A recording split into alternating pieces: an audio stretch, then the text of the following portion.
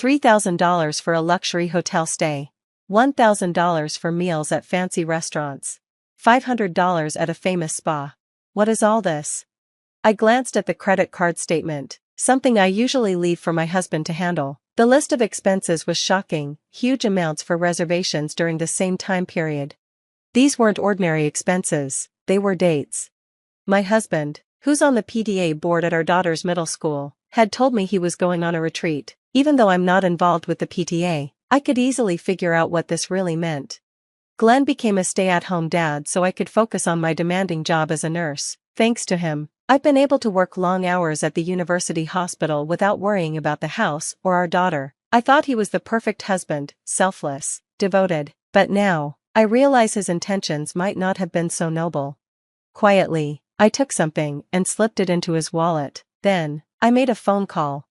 He'll be leaving in a week, likely full of excitement. I hope this trip will be unforgettable for him.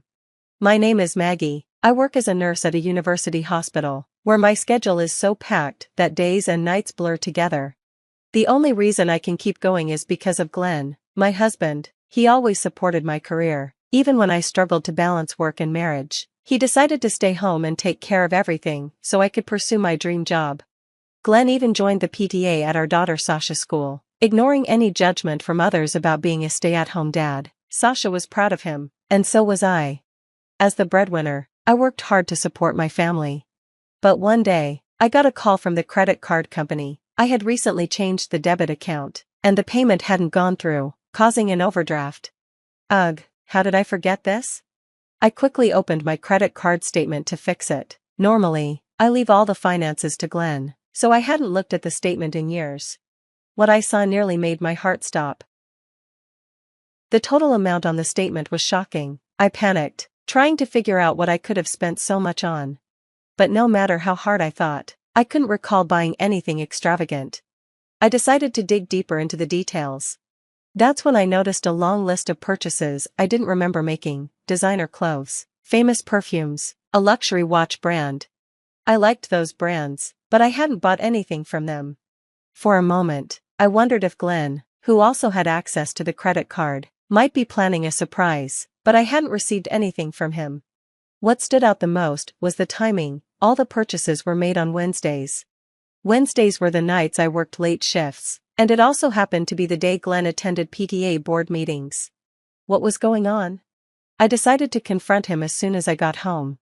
Feeling anxious, I rushed back, but just before I reached the house, I heard someone call out. "Hi, Maggie, long time no see, coming back from work?" It was Tara, a fellow PTA member and one of the few moms I knew from school. "Oh, hi, long time," I replied awkwardly. "Thanks for always helping Glenn. I hope he's not too much trouble." I didn't know what else to say, so I just went with something neutral.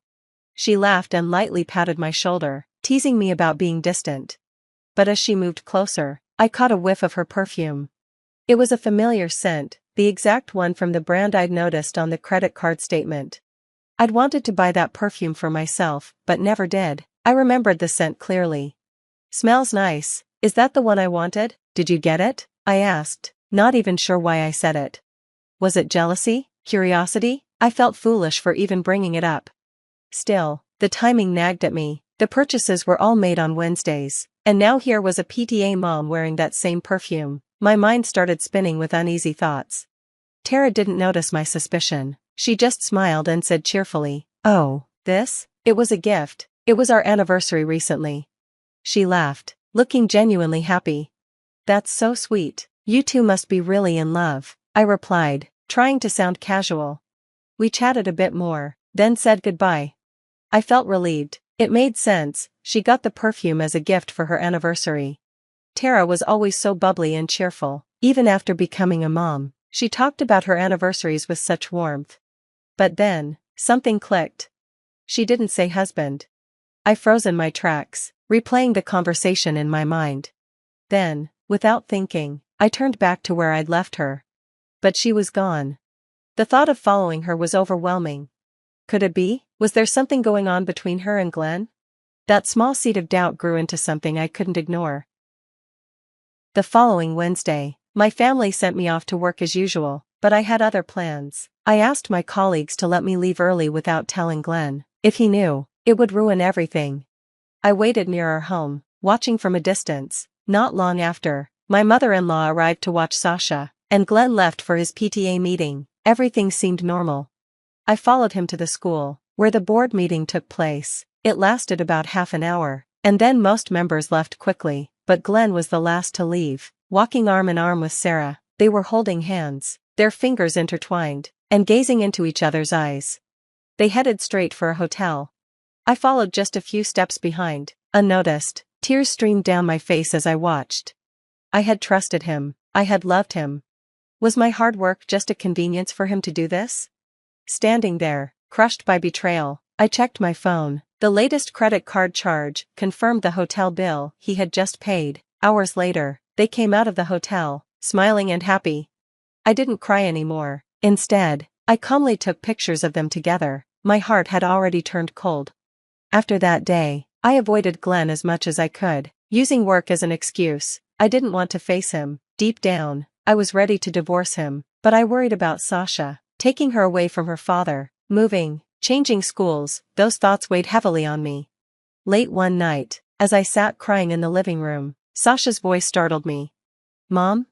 She had woken up and seen me crying. Quietly, she came over and hugged me. "I don't want you to be sad, Mom. Your enemies are my enemies. I won't forgive anyone who hurts you, not even Dad." Her words broke me. I sobbed uncontrollably, letting out all the emotions I had bottled up. Gratitude, sorrow, and everything else came pouring out. "If I divorce your dad, things will change," I told her. "We might have to move, and you won't see him every day. You might even have to change schools and leave your friends." But she just held my hands tightly and said, "I still want to be with you, Mom. I'll be fine. Please do what makes you happy." Her support gave me the courage to move forward with my plan. By then, I had started checking my credit card statements regularly. I discovered Glenn had planned a week-long trip and called it a PTA retreat. It didn't add up. What kind of parents both leave their child at home for an entire week? The charges on the card confirmed my suspicions: luxury hotels, fine dining, a surprise cake. He clearly thought I wouldn't notice, but now, I had all the evidence: the transaction records, the hotel booking, and even the restaurant details. I had once been grateful to Glenn for quitting his job to be a stay-at-home dad so I could focus on work. I worked hard to provide for our family because I trusted him, but he had used my trust to betray me and play around. Don't mess with me. On my next day off, I began my revenge. First, I called the hotel and restaurants he had booked, pretending to be his wife, which I was. I canceled all the reservations. The staff didn't suspect a thing. Later that night, I took his wallet from the living room. Inside was his only credit card, the one linked to our family account. I swapped it with an expired card and put the wallet back where I found it. He rarely used his card, so he wouldn't notice right away. Now, the wheels were in motion. Glenn's credit card had been renewed 6 months ago, but I had never thrown out the old one. My laziness paid off. I was amazed at myself for still having it. The expired card looked identical to the new one, but it wouldn't work if used. It only needed to fool him until he was far from home. "I'm leaving now," Glenn said with a big smile. "We're going to have lots of discussions to make the school better. Sasha, take good care of your mom, okay?" Sasha and I smiled back, waving him off. I could have slapped him, but instead, I felt oddly calm. This was the last time I would ever see him. "Let's get started," I said. "Yes," Sasha replied with determination.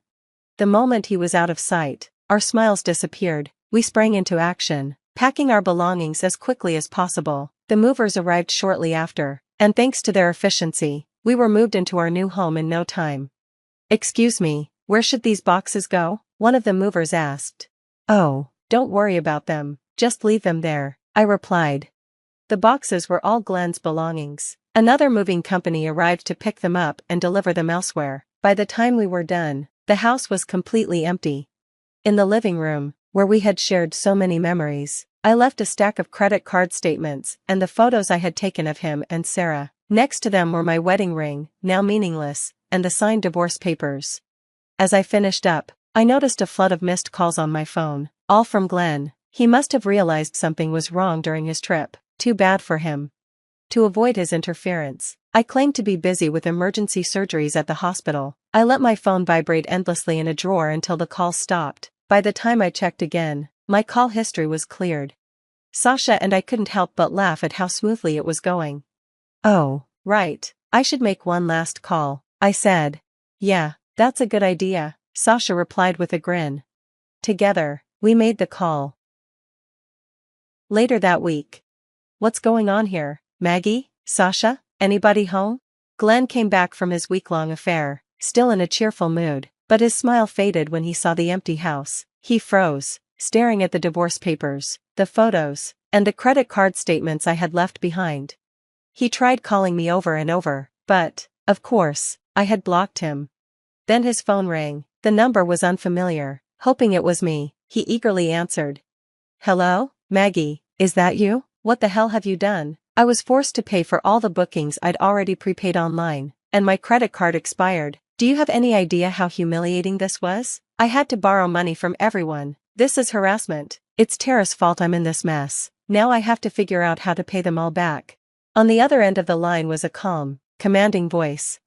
"Oh, did you borrow $5,000 from each of them? That's quite a lot of money. You must have had an extravagant trip. I hope Tara didn't cause you too much trouble." Glenn turned pale. The voice wasn't mine, it belonged to Tara's husband. He stammered but couldn't find any words to defend himself. Who is this?" Glenn managed to ask. "I'm so glad you remember me," the man replied. "Yes, this is Tara's husband. I know all about you and her. I'll be demanding alimony from her, and I'll make sure neither of you escapes the consequences of this." He hung up without waiting for a response. Glenn, now in a panic, tried calling Tara, but her phone was disconnected. It had already been cancelled. That call from Tara's husband was my doing. The day I left, I contacted him and told him everything. Though surprised, he admitted he had suspected Tara of cheating. Still, learning her partner was someone he knew was a shock. He apologized for her behavior and offered to cooperate with me. With his help, I found Tara's parents' address and shipped all of Glenn's belongings, along with copies of the divorce papers and photos of the affair, straight to them. Tara's parents were furious. The scandal spread quickly through their neighborhood, damaging their reputation. Her parents, wealthy business owners, were enraged not only at Tara but at the blow her actions dealt to their family name. She lost custody of her kids and was left to face the consequences of her betrayal. When Tara went to her parents in tears, they didn't even let her inside. She had no one to turn to, so she moved into a small apartment and started working long hours at a low-paying job, struggling to pay the alimony. Meanwhile, Sasha and I stayed with my parents until the divorce was finalized. Glenn went back to live with his parents. I'm still in touch with Glenn's parents. They care a lot about Sasha. His dad told me that Glenn spends all his time working on the farm now. He has to make alimony and child support payments, and his dad sounded disappointed in him.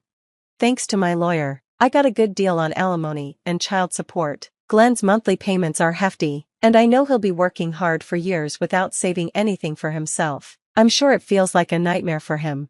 Once the divorce was finalized, Sasha and I moved into a new house. She transferred to a new school, where she was welcomed by her teachers and classmates. She's been happy there. Now that Glenn is a thing of the past, I'm handling all the housework myself. It's harder than I expected to balance work and home life, but I'd rather do this than live with a cheating husband and a so-called friend. I feel so much lighter now, free from all the negativity. I'm determined to be happier and work even harder from now on. I selected him as the recipient of the chocolate cake because I knew he favoured it. You always choose chocolate cake, don't you? Mum warned, concerned about the caffeine content. Ignoring her advice, I swiftly exchanged my cake with Kevin's. After a brief hesitation, I took a bite of the caffeine-laden treat while my mom continued to enjoy her own cake. Kevin, proudly boasting about reserving this cake a month, in advance emphasised the delicious crushed nuts on top. Suddenly, his demeanour shifted as he began to choke.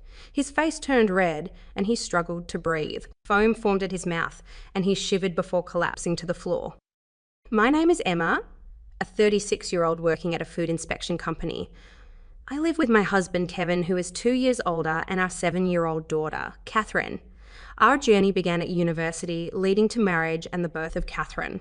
However, her slow development worried us.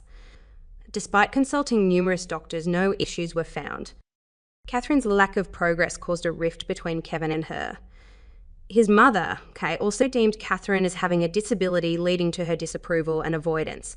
Only my father-in-law showed affection, considering Catherine unique and lovely. Before marriage, Kevin was kind, but his attitude changed with Catherine's challenges. His frequent bouts of anger, expressed through loud noises and table banging, stressed me to the point of health issues. Menstrual irregularities, eventually leading to menopause, prevented us from having more children.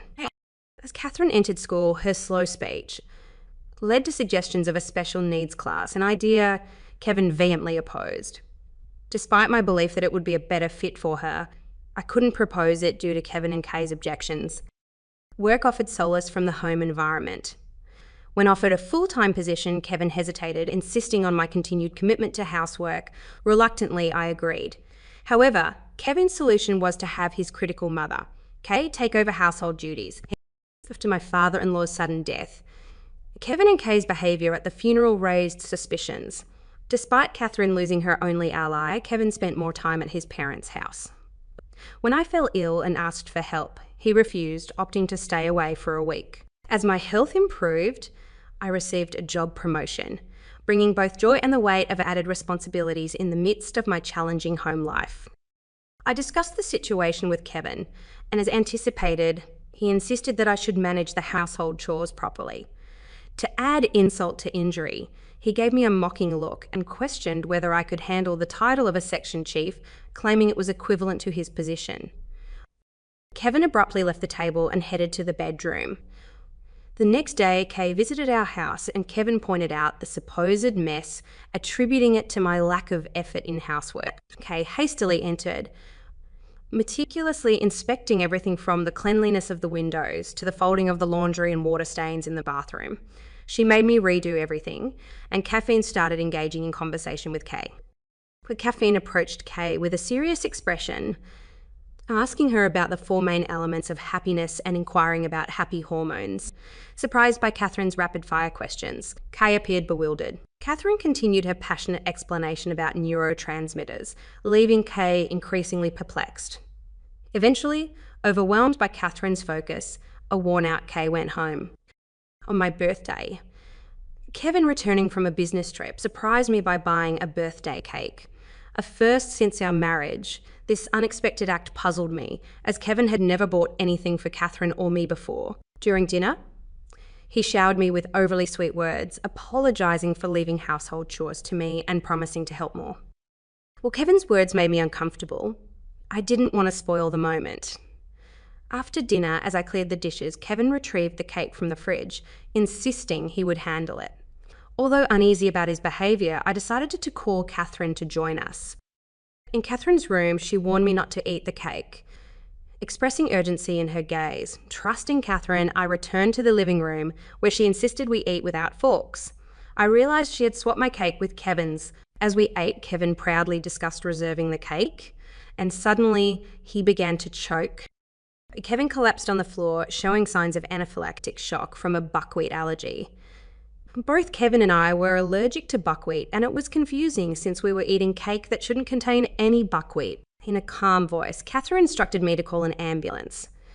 Following her guidance, I hit Kevin's back to help him expel the cake. At the hospital, Kevin's life was saved, and I wondered how Catherine knew something life-threatening would happen. After completing the hospital admission procedures, I returned home. As soon as I arrived, Catherine showed me a candy wrapper she retrieved from the trash. It was a wrapper for cookies made with buckwheat flour, and Corrine explained that it was from the cake box Dad had bought. According to Seren, the seal on the box was half peeled off. And when she checked the kitchen trash, she found a kini wrapper she'd never seen before. Upon researching online, she discovered it contained buckwheat flour. She then reminded me of Catherine's warning mom. If you eat that, you'll die. The realisation hit me hard. If not for Caffeine's swift action, I could have been the one eating that potentially harmful cake. The thought of being the one on the hospital bed sent chills down my spine. As fear and suspicion crept in, I considered involving the police. However, Caffeine's words made me reconsider. If Dad was the one who collapsed, informing the police might make me a prime suspect. A feeling of despair overcame me, and Caffeine assured me that she would handle it. She ventured into Kevin's study, defying his strict instructions, and began searching for evidence. To my surprise, Caffeine found a notebook in a drawer that detailed a shocking revelation. My father-in-law had been victimized in a similar manner. The notebook described the plan to mix crushed buckwheat flour cookies with sprinkles. Even more disturbingly, Kai was implicated in this terrifying scheme.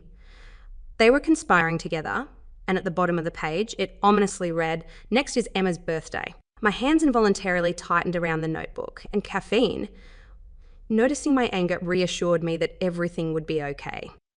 Catherine shook her head regretfully, explaining that the notebook might not be admissible as evidence. If Kevin and Kay claimed it was just fantasy, the case would likely be dismissed. The lack of concrete evidence made me feel helpless, and Caffeine, sensing my frustration, held my hand firmly, promising to find the evidence and protect me.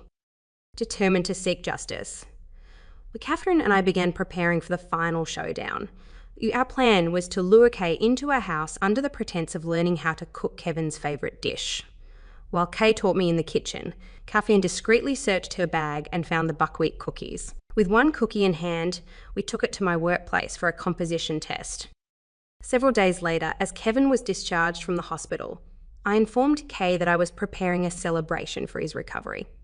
I asked her to pick him up, and while waiting, Catherine and I prepared his favourite dishes, including the potentially tainted cookie. As Kevin and Kay returned, we welcomed them to the table, where the atmosphere quickly shifted. Kevin whispered something to Kay, and they both seemed puzzled. It appeared that our plan was beginning to unfold, and I steeled myself for the confrontation ahead.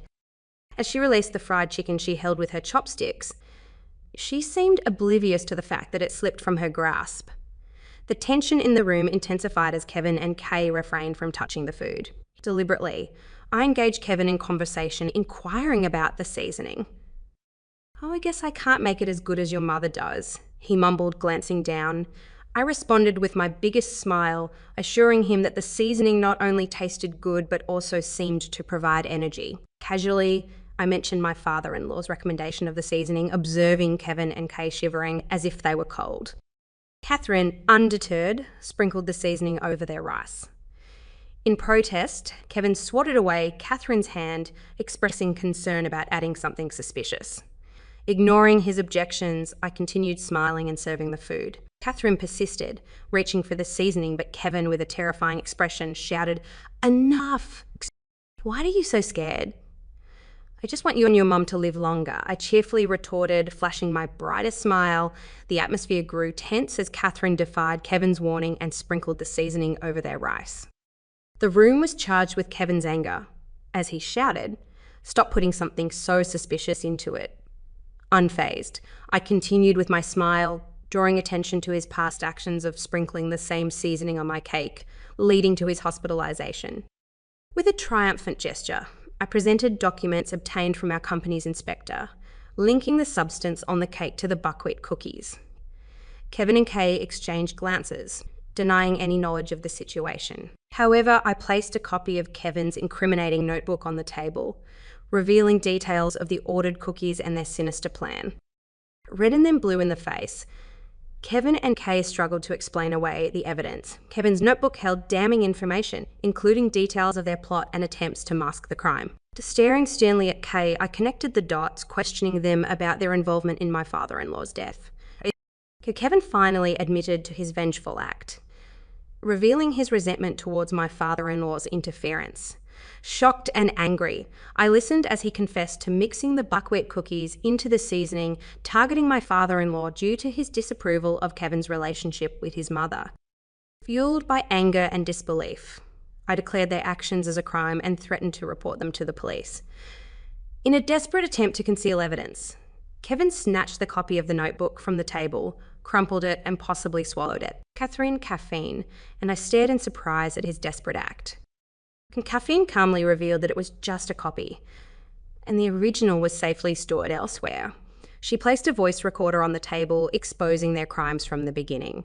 As the evidence mounted against them, Kevin collapsed into his chair, realizing the gravity of their actions.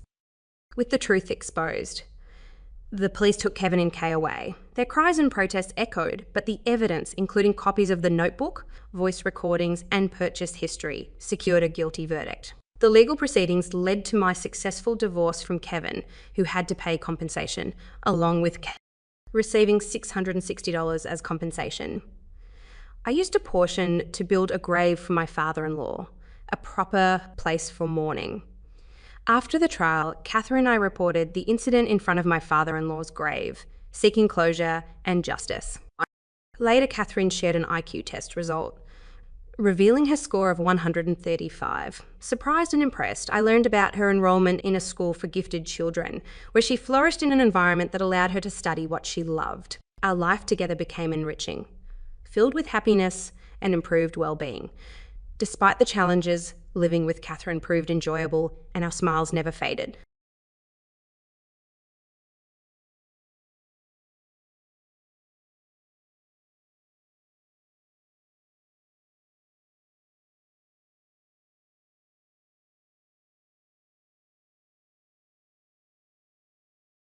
Table 6 needs their check, and the kitchen's backed up on orders for 12 and 15.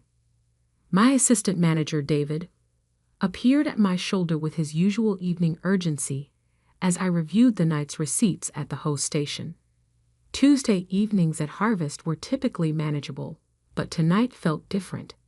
The energy was charged, almost electric, in a way that made my instincts prickle.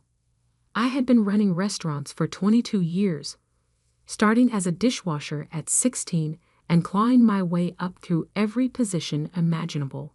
Now, at 38, I owned 5 successful establishments across the metro area, with Harvest being my flagship location in the heart of downtown. The mahogany bar gleamed under warm Edison bulb lighting, and the open kitchen allowed diners to watch my chefs work their magic with locally sourced ingredients. Everything about this place reflected the vision I'd built from nothing. Tell Kitchen to prioritize 12. They're celebrating an anniversary, I instructed David, making a note in my leather-bound manager's log. And send Table 6 a complimentary dessert with their check. The gentleman mentioned it's his wife's birthday. David nodded and hurried away. These details mattered. They were the difference between a good restaurant and a great one, between customers who returned once and those who became regulars. Every decision, every interaction, every perfectly timed course was part of a symphony I'd spent decades learning to conduct. I was adjusting the fresh orchid arrangement near the entrance when the front door burst open with enough force to rattle the glass. The hostess, Jennifer, jumped back as a figure strode through the doorway like he owned the place. My stomach dropped before my brain even processed who it was. Marcus, my older brother by 3 years, though you'd never know it from his behavior. He looked exactly the same as when I'd last seen him 4 years ago at our father's funeral, just a little grayer around the temples, and wearing what appeared to be an expensive suit that somehow managed to look cheap on him. His face carried that familiar expression of righteous indignation that had defined our childhood interactions. "Where is she?" Marcus demanded of Jennifer, his voice booming across the dining room. Several customers turned to stare, their conversations faltering. "Where's my sister?" Jennifer's eyes found mine, wide with uncertainty.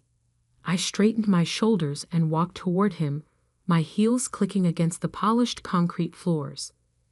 Every step felt measured, deliberate. I wasn't the scared little sister anymore who used to hide in the kitchen pantry when Marcus brought his friends over. "Hello, Marcus," I said evenly, stopping just close enough to keep our conversation from becoming a complete spectacle. "What brings you to my restaurant?" His laugh was bitter, the same dismissive sound I remembered from our teenage years when he'd mock my dreams of opening my own place. "Your restaurant? That's rich, considering Dad built this empire." I felt my jaw tighten, but kept my expression neutral. "Dad never owned a restaurant, Marcus. You know that.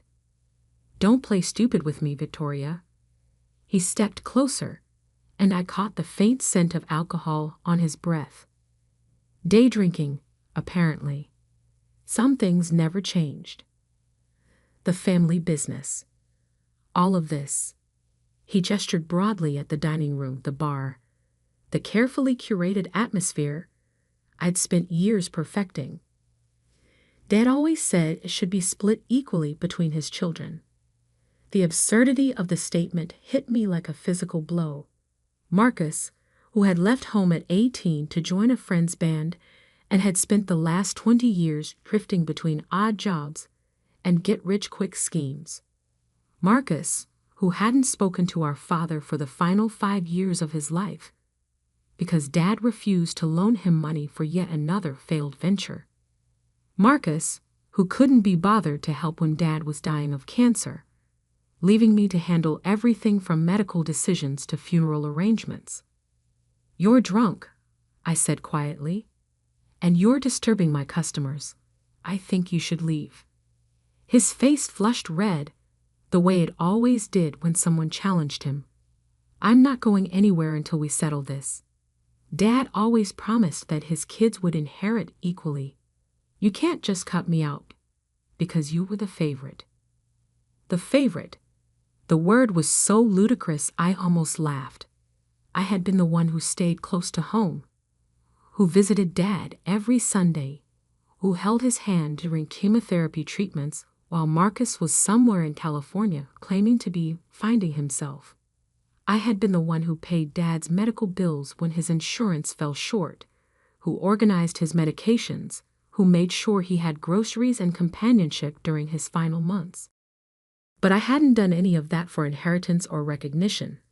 I'd done it because it was right, because he was my father, and because Marcus had made it clear years earlier that family obligations weren't his priority. "Marcus, you need to calm down," I said, my voice still steady despite the rage building in my chest. "We can discuss this privately in my office if you'd like, but not here. Not in front of my customers." "Your customers?" He laughed again, louder this time. Several diners were now openly staring, their meals forgotten. "These are family business customers, Victoria. Dad started this legacy, and I'm here to claim my half." That's when something inside me snapped. Not visibly, not dramatically, but with the quiet finality of a door closing. Marcus had no idea what he was talking about. None whatsoever. And suddenly, I realized I was done pretending he did. I walked calmly to the host station and retrieved my leather portfolio from the drawer beneath the reservation system. Inside were copies of every important document related to my businesses, organized with the same precision I applied to everything else in my life. My fingers found the folder I needed without hesitation. "You want to discuss the family business?" I asked, returning to where Marcus stood with his arms crossed, looking smug and entitled. "Let's discuss it." I opened the folder and withdrew a thick stack of papers, each page meticulously organized and labeled. The incorporation documents for Victoria's Hospitality Group, dated 15 years ago. The business licenses. The loan applications I'd filled out myself, using my own credit and my own collateral. The property deeds. The insurance policies. Every piece of paper that proved what I'd built had nothing to do with our father's legacy, and everything to do with my own sweat, sacrifice, and sleepless nights. But the document I handed him was special. It was the agreement Marcus himself had signed when I'd first incorporated my business. I'd been naive enough, hopeful enough, to include him in the early paperwork, just in case he ever decided to be part of the family again, just in case he wanted to be involved in something legitimate and lasting. "Read the last page," I said, my voice calm as still water. Marcus scanned the document, his confidence wavering as he recognized his own signature. The section I'd highlighted in yellow was brief but clear. Marcus Antonio Chin hereby relinquishes any and all claims, current or future, to Victoria's Hospitality Group and any subsidiary businesses, properties, or assets. This agreement is binding and irrevocable. The color drained from his face as the words sank in. I don't remember signing this. You signed it at the lawyer's office on March 15th, 15 years ago, I said evenly. You were 26, you said, and I quote, I don't want anything to do with the restaurant business. It's too much work and not enough adventure. You were planning to move to Portland with that girlfriend of yours. Stephanie, I think her name was. Marcus stared at the paper like it might burst into flames. Around us, the restaurant had grown quiet. Even the kitchen seemed to have paused its usual clatter of plates and conversation. You tricked me, he said finally, his voice weak. I protected myself, I corrected. Something I learned to do when you walked away from everything, including Dad. The mention of our father hit its mark. Marcus flinched, and for a moment, I saw not the entitled man who just tried to claim half my life's work, but the scared boy who'd run away from responsibility every time it got difficult. Dad always said. Dad never said the family business should be split equally. I'd interrupted, my patience finally exhausted, because there was no family business to split. There was just me, working 7 days a week, saving every penny, building something from nothing while you were off pursuing your dreams. And when you finally decided you wanted a piece of what I'd built, you assumed you could just walk in and demand it. Marcus looked around the restaurant, taking in the full dining room, the efficient staff, the obvious success of what I'd created. For the first time since he'd walked through the door, he seemed to understand the magnitude of what he tried to claim. Victoria, he started to speak, then stopped. What could he say? That he'd spent 20 years ignoring our family, and now deserved half of everything I'd worked for. That his signature on a legal document didn't count because he'd been too irresponsible to read what he was signing. You need to leave, I said quietly. Now. He opened his mouth as if to argue, then seemed to think better of it. The fight had gone out of him, replaced by something that looked almost like shame. Almost. This isn't over, he said, but there was no conviction in his voice. Yes, it is. I folded the documents and returned them to my portfolio. It's been over for 15 years. You just never bothered to remember. Marcus stood there for another moment, seeming smaller somehow in his expensive suit. Then he turned and walked toward the door, his shoulders slumped in defeat. Jennifer held it open for him, and he disappeared into the evening without another word. The restaurant was completely silent for several seconds. Then, gradually, conversations resumed. Silverware clinked against plates. The kitchen sounds returned. Life moved forward, as it always did. David appeared at my side, his expression concerned. Boss, everything okay? I straightened my jacket and checked my watch. 8:30. The evening rush was winding down. But there were still customers to serve, a kitchen to manage, a business to run. The business I'd built without help, without handouts, without family backing of any kind. Everything's fine, I told David. Check on table 12's dessert, and make sure the kitchen knows about the special dietary request for table 9. As David hurried away, I returned to my position at the host station and opened my manager's log. There were notes to make, schedules to review, orders to place for tomorrow's deliveries. The work never stopped, and I wouldn't have it any other way. My phone buzzed with a text message. I glanced at the screen, expecting to see something work-related, but the number was unfamiliar. "This is Marcus. I'm staying at the Marriott downtown. We should talk." I stared at the message for a moment, then deleted it without responding. Some conversations weren't worth having, especially with someone who'd already said everything they needed to say 15 years ago when they'd signed away their claim to my life. The next morning, I arrived at Harvest early, as I always did.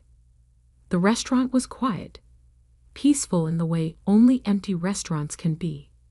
Sunlight streamed through the tall windows, highlighting dust motes dancing in the air above the polished tables.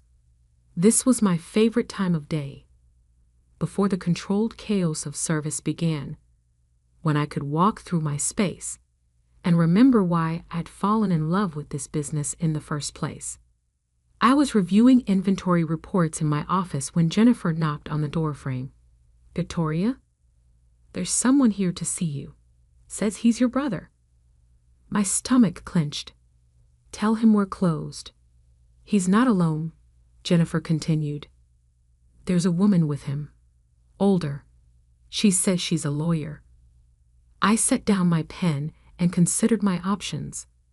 Marcus had clearly spent the night thinking about our conversation, probably researching ways to contest the agreement he'd signed. The fact that he brought legal representation suggested he was serious about pursuing this further. Fine. If he wanted to do this the hard way, I was prepared. "Send them to the private dining room," I told Jennifer. "I'll be there in 5 minutes." I took those 5 minutes to gather everything I needed. Not just the incorporation documents, but the complete file on Victoria's hospitality group. Financial records showing 15 years of steady growth. Property deeds for all 5 restaurant locations. Business licenses. Tax returns. Partnership agreements with suppliers and vendors. Bank statements showing every loan payment, every investment, every dollar I'd earned and reinvested in my businesses.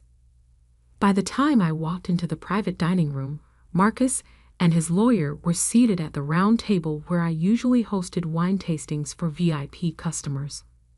The lawyer was a thin woman in her 50s with steel gray hair and an expensive briefcase. She looked competent, which meant this conversation was going to require my full attention. "Ms. Chen," the lawyer said, standing to shake my hand. "I'm Patricia Hendricks from Hendricks, Walsh and Associates. Your brother has asked me to review some documents regarding your business interests." I shook her hand and took a seat across from them, placing my own folder on the table. "I assume Marcus has shown you the incorporation agreement?" "He has," she replied. "And I have to say, it raises some interesting questions about the circumstances under which it was signed." Marcus leaned forward, his confidence apparently restored by legal backup. "I was 26, Victoria, young and stupid. I didn't understand what I was signing." "You were 26 and a college graduate," I corrected. "You had a degree in business administration from State University.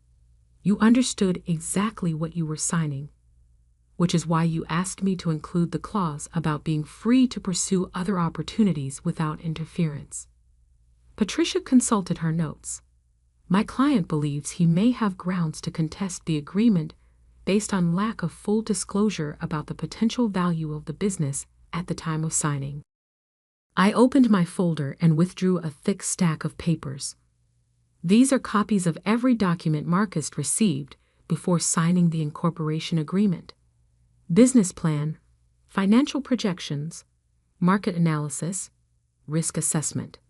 He was given 2 weeks to review everything with his own legal counsel before making a decision." I slid the papers across the table. "That's his signature on the receipt acknowledging he'd received and reviewed all materials." Patricia examined the documents while Marcus shifted uncomfortably in his chair. I could see him trying to remember those weeks 15 years ago, probably realizing that I'd been more thorough than he'd given me credit for. "Furthermore," I continued, Marcus was offered a partnership position at the time. 30% ownership in exchange for a $15,000 investment and a commitment to work in the business for at least 5 years. He declined, stating that he preferred to maintain his freedom rather than be tied down to one location. I retrieved another document from my folder. This is the written record of that conversation, which Marcus also signed. The lawyer studied the papers for several minutes while Marcus stared at the table. When she finally looked up, her expression had changed. The confident challenge was gone, replaced by professional resignation. "Mr. Chen," she said carefully, "based on these documents, I don't believe you have grounds for a legal challenge. The incorporation agreement appears to have been executed properly, with full disclosure and adequate time for consideration." Marcus's face went red. But the family business. There was no family business, Patricia interrupted gently. According to these records, your sister started her company with her own capital and her own credit. Your father doesn't appear to have had any ownership interest or involvement in the business. He gave her the idea, Marcus insisted desperately. He always talked about opening a restaurant. Talking about something and actually doing it are very different things, I said. Dad dreamed about a lot of things. Playing professional baseball, writing a novel, opening a restaurant. But dreaming and building aren't the same thing. The room fell silent. Patricia was organizing her papers, clearly preparing to leave. Marcus was staring at his hands, the reality of his situation finally sinking in. "There is one option," Patricia said carefully. "Your sister could choose to voluntarily modify the original agreement. Create a new partnership structure, if she were so inclined." Both of them looked at me expectantly. Marcus's eyes held a desperate hope that made him look younger, more like the brother I'd once idolized before I learned that admiration was a one-way street in our family.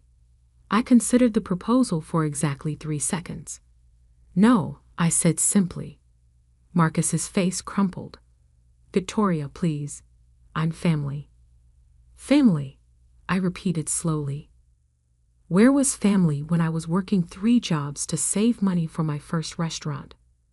Where was family when I spent 6 months sleeping in the back office because I couldn't afford both rent and restaurant equipment? Where was family when Dad was dying and I was handling everything alone? I stood up, gathering my documents. "You had 15 years to be family, Marcus. You chose adventure instead. You chose freedom. You chose to walk away every time things got difficult. And now you want to walk back in and claim half of what I built while you were gone." "I made mistakes," he said quietly. "You made choices," I corrected. "And so did I. I chose to stay. I chose to work. I chose to build something lasting. And I chose to protect it from people who only show up when there's something to gain." Patricia closed her briefcase with a decisive snap. "Mr. Chen, I think we're finished here. I'll send you a full written assessment. But my preliminary opinion is that your sister's position is legally sound." After they left, I sat alone in the private dining room for several minutes, looking out at the main dining area where my staff was setting up for the lunch service. In a few hours, this place would be full of customers enjoying meals prepared by chefs I'd trained, served by waitstaff I'd hired, in an atmosphere I'd created from nothing. Marcus had called it the family business, but he was wrong. This wasn't a family business. It was my business, built on my terms, with my vision, through my dedication. The fact that I shared DNA with someone who wanted to claim it didn't make it theirs. My phone buzzed with another text from Marcus. "Can we please talk without lawyers? Just us." I read the message twice, then typed my response. "We did talk. 15 years ago. You said you wanted nothing to do with the restaurant business. I respected your choice then, and I'm holding you to it now. I hit send and blocked his number. 3 months later, I was reviewing plans for my 6th restaurant location when David knocked on my office door. Boss, there's a guy outside who says he's your brother. He's not causing trouble, just sitting in his car across the street. Thought you should know. I looked out my window and saw Marcus's rental car parked under a streetlight. He'd been coming by once or twice a week, never entering, never confronting me, just sitting there like he was working up the courage for something. Leave him alone, I told David. He's not hurting anyone. You sure? I could call the police if he's harassing you. He's not harassing me, I said. He's just figuring out what he lost. That evening, as I locked up the restaurant, I walked past Marcus's car on my way to the parking garage. He rolled down his window as I approached. Victoria, he said quietly, I just wanted to say I'm sorry. Not for trying to get part of your business, but for not being there when you were building it. And for not being there when Dad needed us. I stopped walking but didn't move closer to the car. Okay. I know I can't undo 20 years of being absent, he continued. And I know you don't owe me anything. I just wanted you to know that I see what you built here. And I'm proud of you, even if I don't deserve to be. For a moment, I saw the brother I'd once looked up to, before he chose an escape over responsibility, before he decided that family was optional. It was tempting to soften, to offer some kind of reconciliation or olive branch. But forgiveness and trust were different things, and trust, once broken repeatedly, couldn't be repaired with apologies alone. Thank you for saying that, I told him, but it doesn't change anything. He nodded, understanding. I know, I just needed to say it. Marcus rolled up his window and drove away. I never saw him again, though I heard through mutual acquaintances that he'd moved back to California and was working as a restaurant manager for someone else's chain.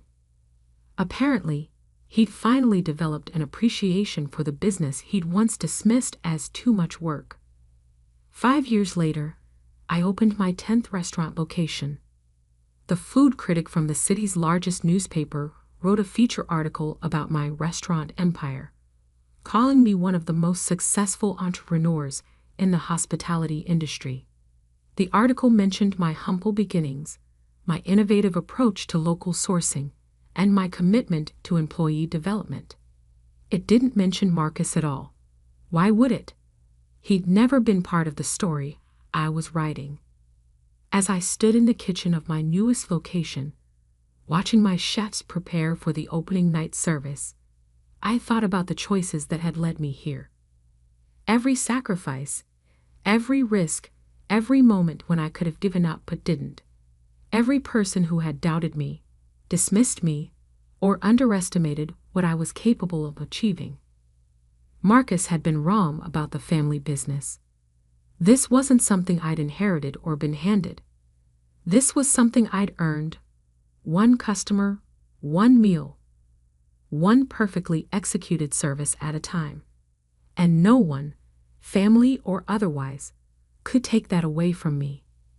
The dinner rush was about to begin, and I had a restaurant to run. The invitation sat on my kitchen counter for 3 days before I finally opened it. Cream-colored paper, gold embossing, the works. The Martinez family reunion. Celebrating success together.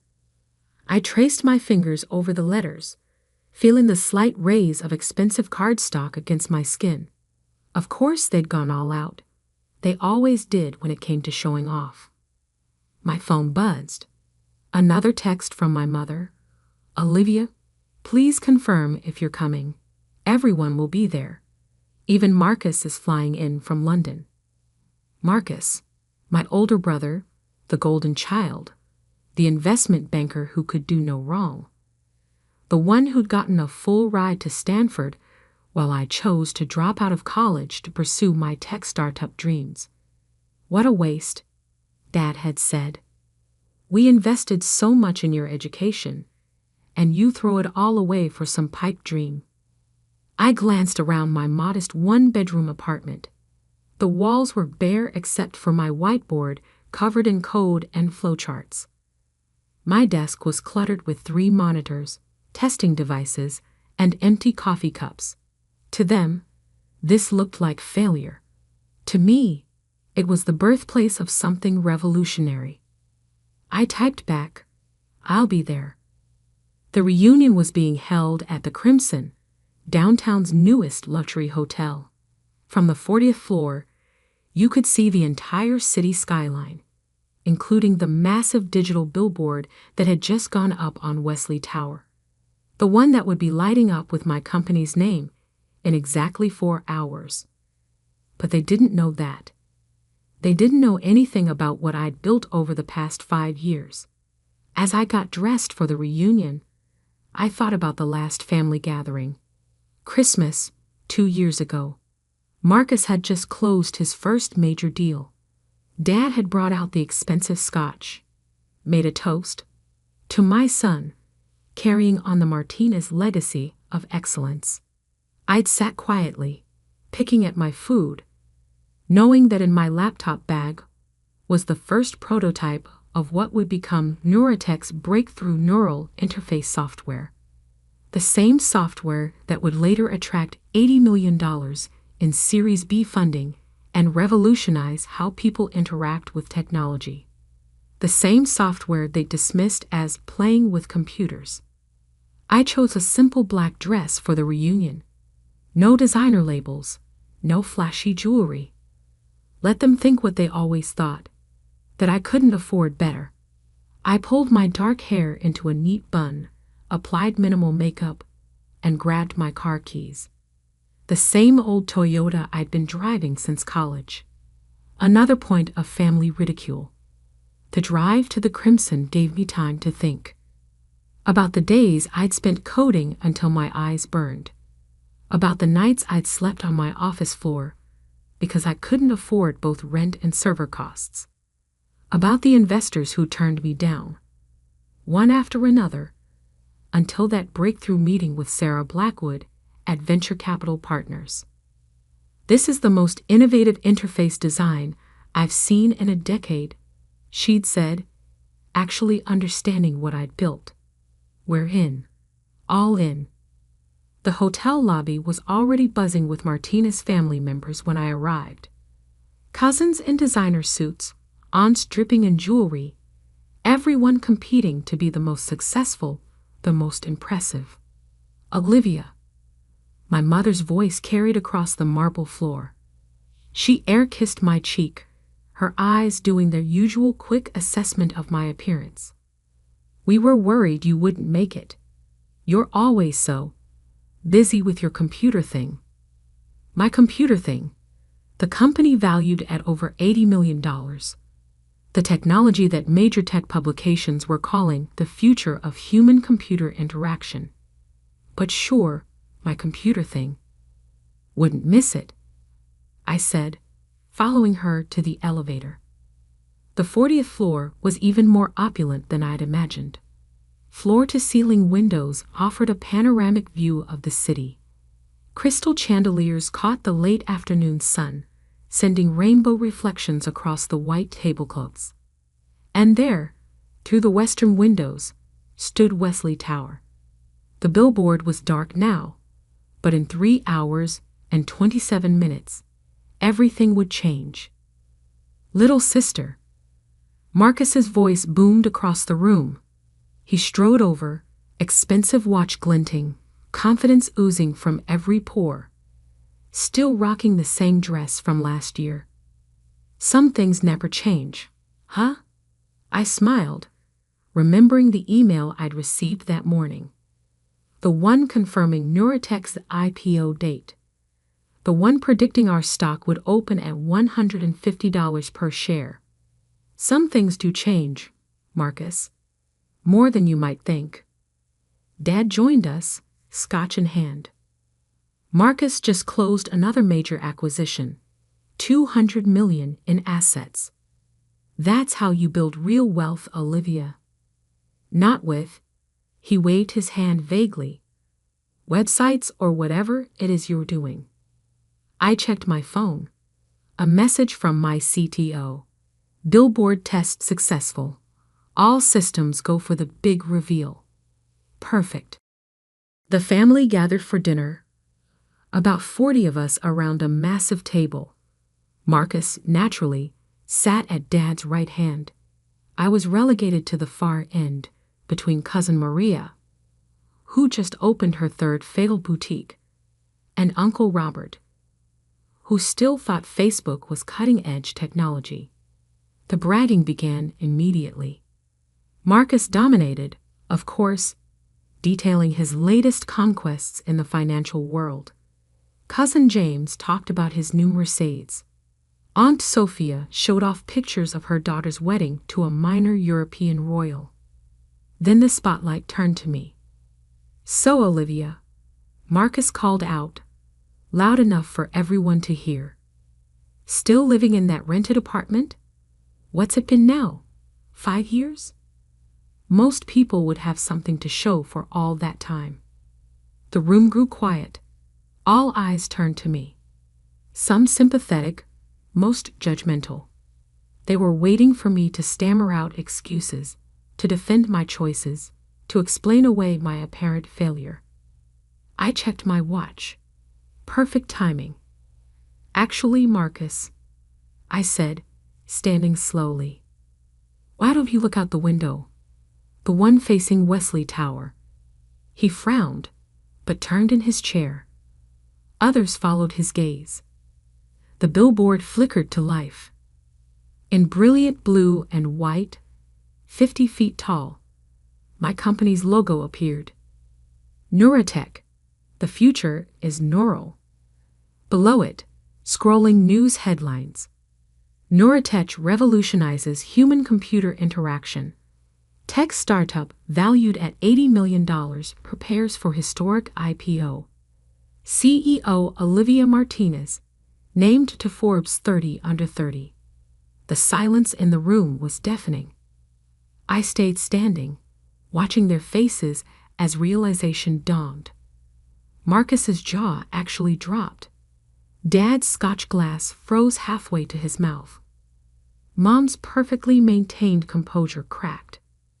"That's my company," I said quietly. "The one you called a waste of time. The one you said would never amount to anything. The one that's about to go public with an estimated market cap of over $1 billion. But you live in a tiny apartment," Marcus sputtered. "You drive a Toyota." I smiled. "Because I invested every penny back into the company. Because I believed in building something real, not just showing off wealth I hadn't earned yet." Dad stood up so quickly his chair scraped against the floor. "Olivia, why didn't you tell us? Would you have listened?" I asked. "Or would you have tried to take control, like you did with Marcus's first business? Would you have actually understood what I was building, or just seen dollar signs?" The billboard continued its display, casting blue light across their shocked faces. My phone started buzzing. Notifications from tech news sites picking up the IPO announcement. LinkedIn messages flooding in. Twitter exploding with the news. But I wasn't done. Not yet. This was just the beginning of what I had to show them. The silence that followed felt like a physical thing, heavy and thick in the air of that luxurious hotel room. My phone wouldn't stop buzzing. Congratulations from investors, interview requests from tech journals, messages from employees celebrating our impending IPO. But my eyes were fixed on my family's faces, watching the spectrum of emotions play across them. Marcus recovered first, his banker's instincts kicking in. $80 million, he said, trying to sound casual but failing to hide the strain in his voice. "That's impressive." But valuation isn't the same as actual revenue. How much are you really making? I pulled out my tablet, opened a file. Last quarter, 22 million in pure profit. This quarter's projections are even higher now that we've signed exclusive contracts with 3 major tech companies. I slid the tablet across the table. Feel free to verify the numbers. I know how much you love due diligence. He grabbed it, started scrolling frantically. Dad leaned over his shoulder, their heads close together as they examined the financial reports. I could see the moment they hit the projected IPO numbers. Both of their faces went pale. But you never said anything, Mom whispered from across the table. All these years we thought. You thought what you wanted to think. I cut in, keeping my voice level. You saw me working from a small apartment and assumed I was struggling. You saw me driving an old car and decided I was failing. Not once did any of you actually ask what I was building. Aunt Sophia cleared her throat. Darling, you can't blame us. Tech startups are so risky. Not like real estate or banking. I laughed, not bothering to hide the bitterness. Risky? Let's talk about risk. Let's talk about how Marcus's last 3 sure thing investments lost money. Or how cousin James's hedge fund is under SEC investigation. Yes, I know about that. James choked on his wine. Or should we discuss Uncle Robert's failed attempt to expand his business overseas? The room grew even quieter, if that was possible. I took a risk, yes, but I did it smart. I lived below my means. I reinvested every profit. I built something sustainable while all of you were buying new cars and vacation homes to impress each other. Dad finally looked up from the tablet. Why now? Why reveal all this at the family reunion? I walked to the window, gestured at the billboard still glowing against the darkening sky. Because tomorrow morning, when the markets open, everything changes. Neuratech goes public. And I wanted you all to hear it from me first, in person, so you could understand exactly what you've been mocking all these years. My phone buzzed again. A message from Sarah Blackwood. Major tech news outlets picking up the story. Get ready for a crazy week. The real question, Marcus said, his voice taking on that smooth, practiced tone he used for business deals, is how we can get involved. As family, surely there's an opportunity for some pre-IPO shares, or... No, the word came out sharp, definitive. Several people flinched. This isn't a family business. This is my company, built with my ideas, my work, my sacrifices. The same ones you all laughed at. Remember last Christmas, Marcus? When you said I was playing entrepreneur while you were doing real business. He had the grace to look embarrassed. Or you, Dad. When you told everyone at Thanksgiving that I was going through a phase and would eventually come to my senses and join Uncle Robert's company. Dad set down his scotch glass, hands not quite steady. Or you, Aunt Sophia. When you suggested I was hiding from real responsibility by starting my own business instead of getting married like your daughter. The room was so quiet you could hear the ice melting in the drinks. I pulled out my phone, opened my banking app. Would you like to know how much I'm worth right now, before the IPO, before the stock goes public? I turned the screen toward them. The number had 8 digits before the decimal point.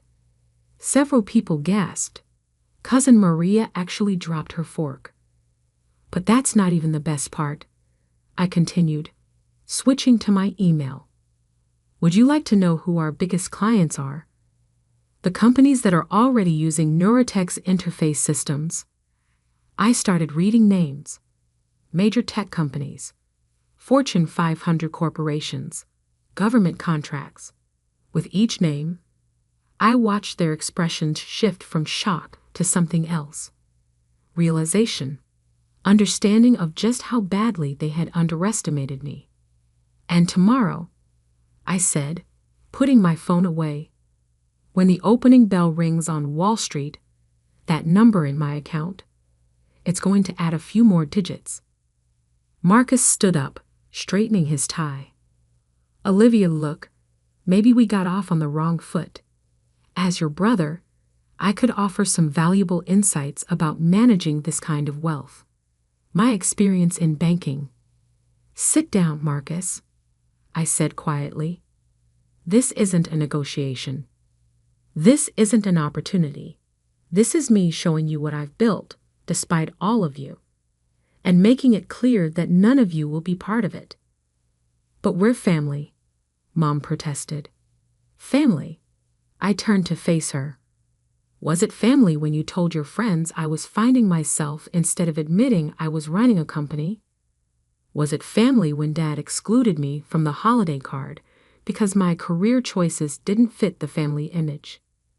The billboard outside flickered, cycling through more headlines about Neurotech's innovations. The blue light cast shadows across their faces, highlighting every flinch, every grimace. Tomorrow morning, every major news outlet will be running stories about Neurotech, about our technology, our growth, our future. About me. And not one of those stories will mention the Martinez family, because you chose not to be part of this journey. You chose to mock it instead. I picked up my purse, getting ready to leave. But I had one more thing to show them. Oh, and that rented apartment you all love to joke about. Look at this. I pulled up another email on my phone, turned it around so they could see the attached image. It was a purchase agreement for the penthouse of the city's most exclusive residential building. The price made several people audibly gasp. I close on it next week. I could have bought it months ago, but I wanted to wait, to prove something to myself and to all of you. Prove what? Dad asked, his voice barely above a whisper. I smiled, but there was no warmth in it. That success isn't about showing off. It's about building something real, something lasting, something none of you believed I could do. The room erupted in voices, questions, protests, sudden offers of support and congratulations. But I was already walking toward the door. Enjoy the rest of the reunion, I called over my shoulder. I have a company to run. As the door closed behind me, I heard the chaos break out in full force. The accusations, the arguments, the desperate attempts to make sense of what had just happened. But I was done listening to them. I had bigger things to focus on. Tomorrow was going to be interesting. The morning of the IPO, I woke up before my alarm. The sun wasn't even up yet, but the city was already humming with energy. Or maybe that was just my own anticipation making everything feel more alive. I stood by my apartment window, coffee in hand, watching the first hints of dawn touch the Neurotech billboard. My phone had been buzzing nonstop since I left the reunion. 57 missed calls from family members, over 100 text messages, emails, LinkedIn requests, even a few desperate attempts to reach me through my company's official channels. I ignored them all. Instead, I opened a different message. One from Sarah Blackwood, sent late last night. Trading floor is electric with pre-market buzz. Your story is everywhere. Ready to make history? I smiled, remembering the day she first believed in my vision. When everyone else saw a girl playing with computers, she saw the future. Now, 5 years later, we were about to prove every doubter wrong. My personal assistant, Maya, arrived at 6:30 a.m. sharp. Cars waiting downstairs, she said, handing me a fresh coffee and a tablet displaying the morning's news headlines. Every major network wants an interview. The Wall Street Journal's piece about you is trending worldwide. I scanned the headlines while we rode the elevator down. Neurotech IPO set to break records. From dropout to tech pioneer. The Olivia Martinez story. Silicon Valley's next big thing goes public. The car was barely moving through the morning traffic when my phone rang. Dad. The 7th time he tried calling since dawn. This time, I answered. Olivia, he started, his voice uncharacteristically uncertain. We need to talk about yesterday. I'm a bit busy right now, Dad. About to take my company public. That's exactly what we need to discuss. The family has concerns about. The family's concerns stopped mattering the moment you all decided I wasn't worth supporting. I cut in. I have to go. The opening bell waits for no one. I hung up as we pulled up to the stock exchange. Camera flashes started immediately. Reporters called out questions. This was it, the moment everything changed. Maya touched my arm.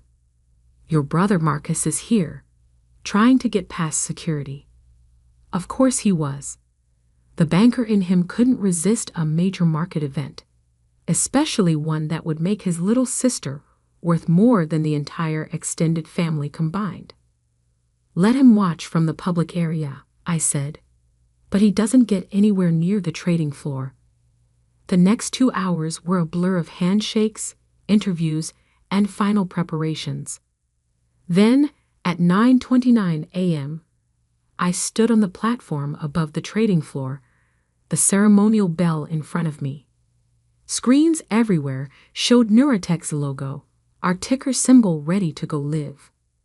My phone buzzed one last time. A text from Mom. Please, sweetheart. The family needs to be part of this.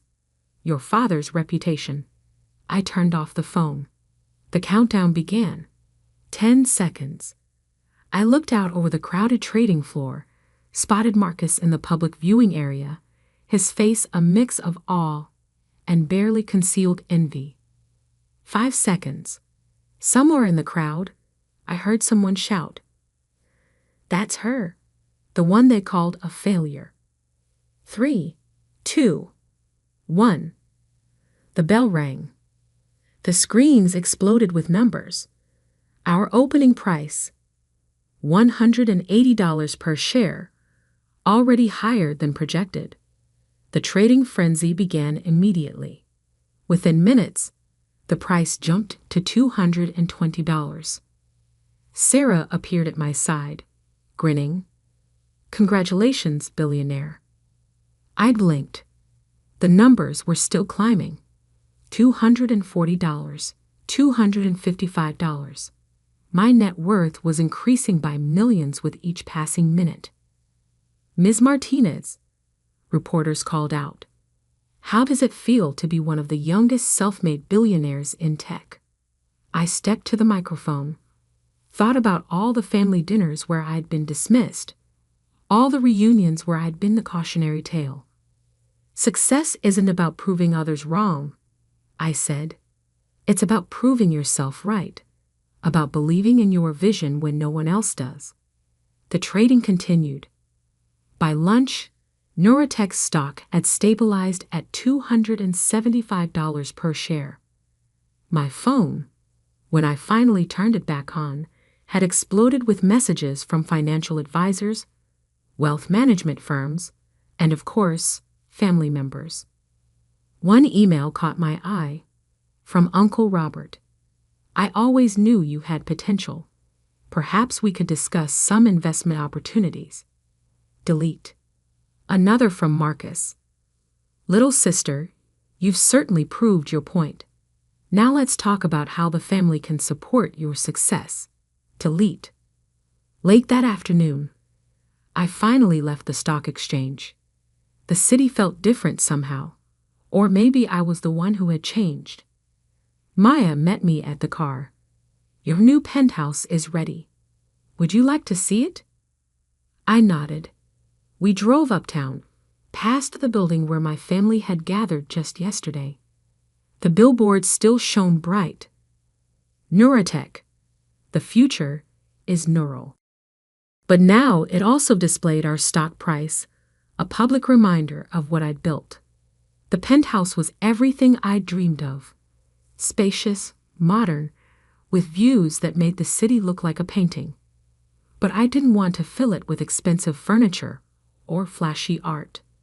Instead, I'd had one wall converted into a massive whiteboard.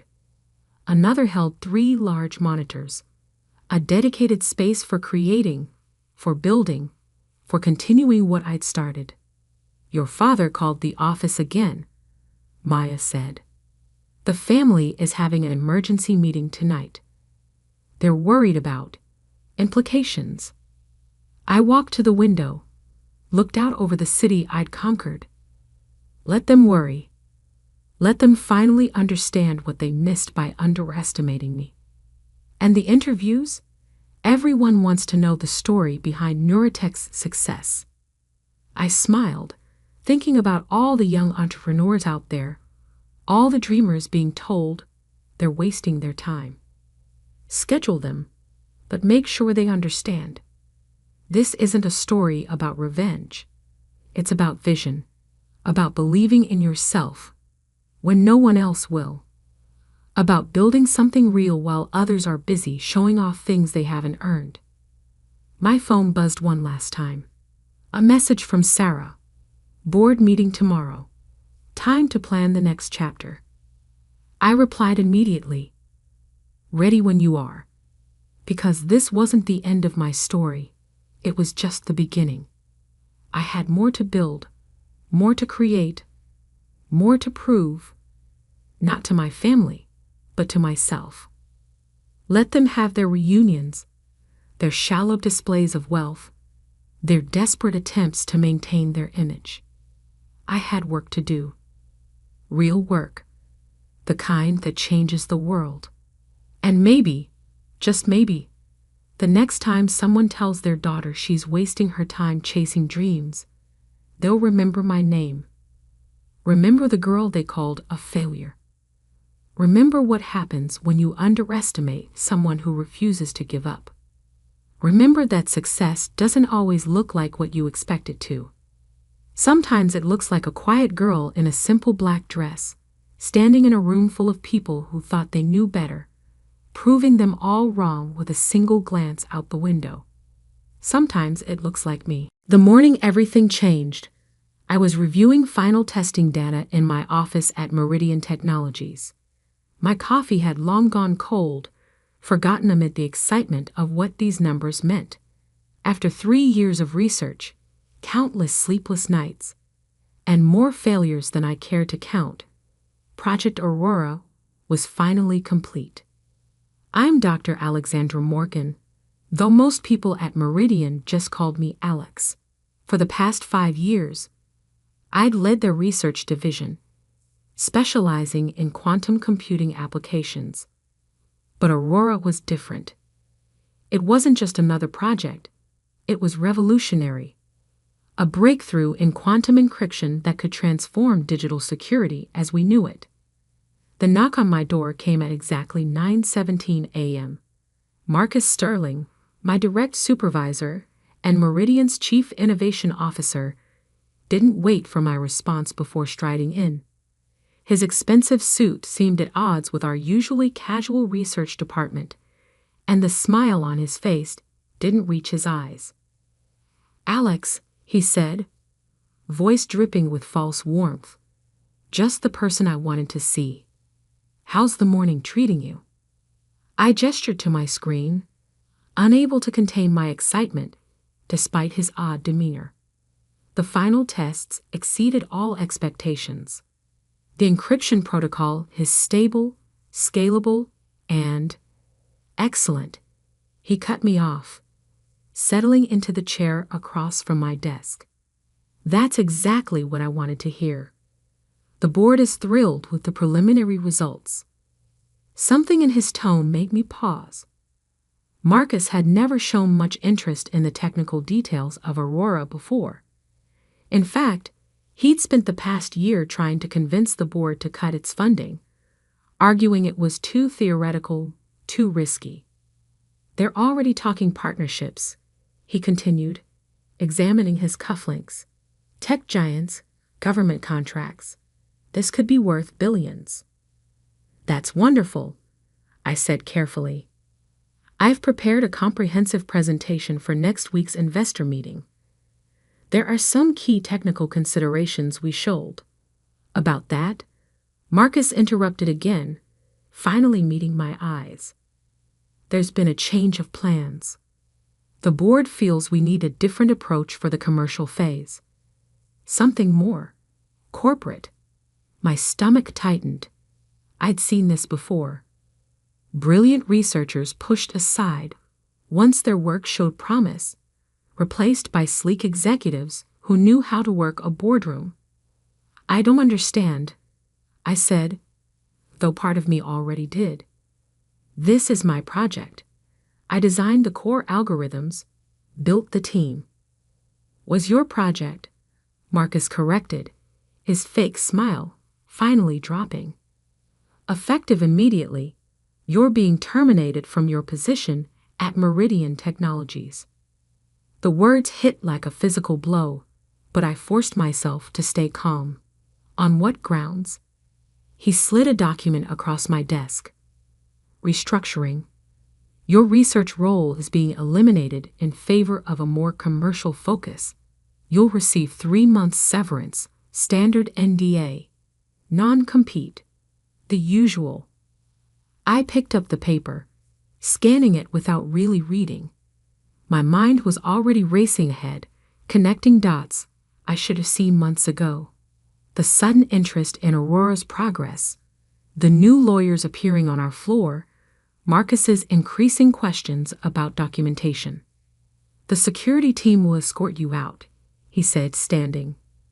Don't bother with the presentation materials. We'll handle everything from here. I looked up at him then, and something in my expression made him falter slightly. Of course, I said softly.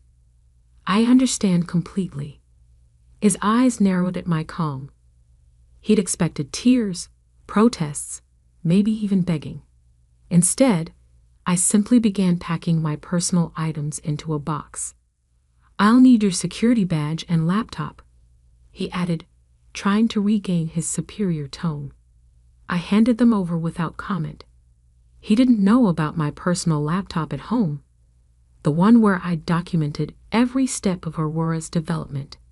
He didn't know about the patent application I'd quietly filed 6 months ago, when I first noticed him taking unusual interest in my progress reports. Most importantly, he didn't know that I'd designed Aurora's core architecture to be dependent on a master key, one that existed only in my mind. As security walked me to my car, I caught glimpses of my team through the glass walls. Maria, my lead developer, looked close to tears. James from Quantum Systems was arguing with his supervisor. They were good people, brilliant scientists. I hoped they'd forgive me for what was coming. I drove home in a daze, the box of belongings in my passenger seat feeling impossibly light for 5 years of work. But as I pulled into my driveway, a strange sense of calm settled over me. Marcus thought he'd won, thought he'd secured Aurora for Meridian's profit. He had no idea he'd just started a chain of events that would shake the entire industry. My phone buzzed, a text from Maria. This isn't right. Tell me you have a plan. I smiled, thinking of the patent documents safely filed with the USPTO, the backup drives hidden in my home safe, and the fundamental flaw in Marcus's understanding of how Aurora actually worked. Don't worry, I texted back. Everything's going exactly as it should. That evening, I sat in my home office, surrounded by years of research notes and development logs. On my screen, a notification blinked. Patent application status. Processing complete. I took a sip of wine and began composing an email to my patent attorney. Marcus wanted to play corporate chess? Fine. But he was about to learn that in this game, the queen was the most powerful piece on the board. Tomorrow, Meridian would start their grand plans to monetize Aurora. Next week, they'd discover exactly who owned the rights to the technology. And in between, well, that's when things would get really interesting. The morning after my termination, I woke to 17 missed calls and an inbox full of urgent messages. Not from Meridian's HR or Marcus, those would come later. These were from tech journalists, industry analysts, and most interestingly, Meridian's top competitors. Word travels fast in quantum computing circles. By 8 a.m., 3 different news outlets had run stories about my surprise departure from Meridian, each speculating about the timing. After all, firing your head researcher right after a major breakthrough wasn't exactly subtle. I ignored them all and made coffee, watching the sunrise from my kitchen window, the calm before the storm. My phone buzzed again, this time a message from Dr. Catherine Zhang, CEO of Quantum Dynamics, Meridian's biggest rival. Heard the news. Let's talk. Lunch today? I smiled, remembering the last time Catherine and I had spoken, at a conference where Marcus had tried to take credit for my preliminary research. She'd seen right through him. I typed back a simple, when and where. At exactly 10:47 a.m., the first sign of panic appeared at Meridian. Maria texted, "Emergency all-hands meeting in 15 minutes. Marcus looks like he's seen a ghost." I could picture it perfectly. They'd probably tried to access Aurora's core systems that morning, ready to begin the commercialization process. Instead, they'd found themselves locked out of key components, facing encryption protocols they didn't understand. My phone rang. Meridian's main office number. I let it go to voicemail. "Dr. Morgan." Marcus's voice tried to sound authoritative, but couldn't hide the strain. "There seems to be some confusion with the Aurora documentation. Call me immediately." I deleted the message and got dressed for lunch. Dark blue suit, silver earrings, the confidence of someone who knew exactly what cards they held. Catherine was waiting at Vincenzo's, an upscale Italian place downtown. She stood to greet me, her handshake firm. "Alex, you have no idea how long I've wanted to have this conversation." We ordered wine, a good Bordeaux, and waited for the waiter to leave before diving in. "So," she said, studying me over her glass, "want to tell me why Meridian's stock dropped 8% this morning?" I took a sip of wine, probably the same reason Marcus Sterling has left me 6 voicemails in the past hour. She smiled, sharp and knowing. "They can't access the full system, can they?" "They can access what they need to make basic demonstrations," I replied carefully, "enough to show investors something shiny. But the real architecture, the core innovations," I shrugged. "That's a bit more complicated." Catherine leaned forward. "You filed a patent." It wasn't a question. I nodded once. "Personal filing or through Meridian?" "Personal. 6 months ago." She sat back, eyes gleaming. "And let me guess, it covers the foundational technology, not just the surface-level applications Meridian's been bragging about. The entire quantum encryption framework," I confirmed. "Every essential component." "Oh, this is better than I hoped." Catherine almost laughed. "They have no idea, do they, about any of it?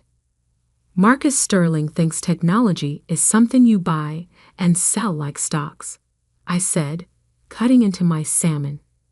He never bothered to understand how Aurora actually works. He just saw dollar signs. And now he's discovering that firing the person who built your miracle product might not have been the smartest move. My phone buzzed again. Another message from Maria. They can't stabilize the quantum state. Everything's degrading. Marcus just threw his laptop. Catherine noticed my smile. Problems at the office? Let's just say their demo for the board next week might not go as planned. She nodded thoughtfully. You know they'll try to fight the patent. Claim it was developed under their roof, using their resources. They can try, I agreed. But I did most of the core development at home, on my own time. I have documentation going back 3 years. Every test, every failure, every breakthrough, all time-stamped and witnessed. Smart girl, Catherine murmured. So what's your play here? Obviously you didn't invite me to lunch just to gloat. I met her eyes steadily. I want to build Aurora the right way, not as a corporate cash grab, but as something that could genuinely advance the field. I have the patents, the knowledge, and a team that would follow me in a heartbeat. What I need is infrastructure, she finished. Labs, equipment, resources. Exactly. She studied me for a long moment. You know, I tried to hire you 3 years ago, offered you double what Meridian was paying. I was loyal to the project, I said simply. Not anymore. Catherine pulled out her phone, typed something quickly. Check your email in an hour. I think you'll find our current offer more interesting, especially the equity package. Just then, my phone lit up with a new message. Not from Meridian this time, but from my patent attorney. Call immediately. Meridian's lawyers trying to file an emergency injunction. I smiled. Right on schedule. Problems? Catherine asked, noting my expression. No, I said, standing to leave. Just the next phase beginning. Thank you for lunch, Catherine. I look forward to your email. As I walked to my car, another call from Marcus came through. This time, I answered. Where is it? He demanded, skipping any pretense of politeness. Where's what, Marcus? The master key? The core protocols. Don't play games, Alexandra. The board presentation is in 5 days.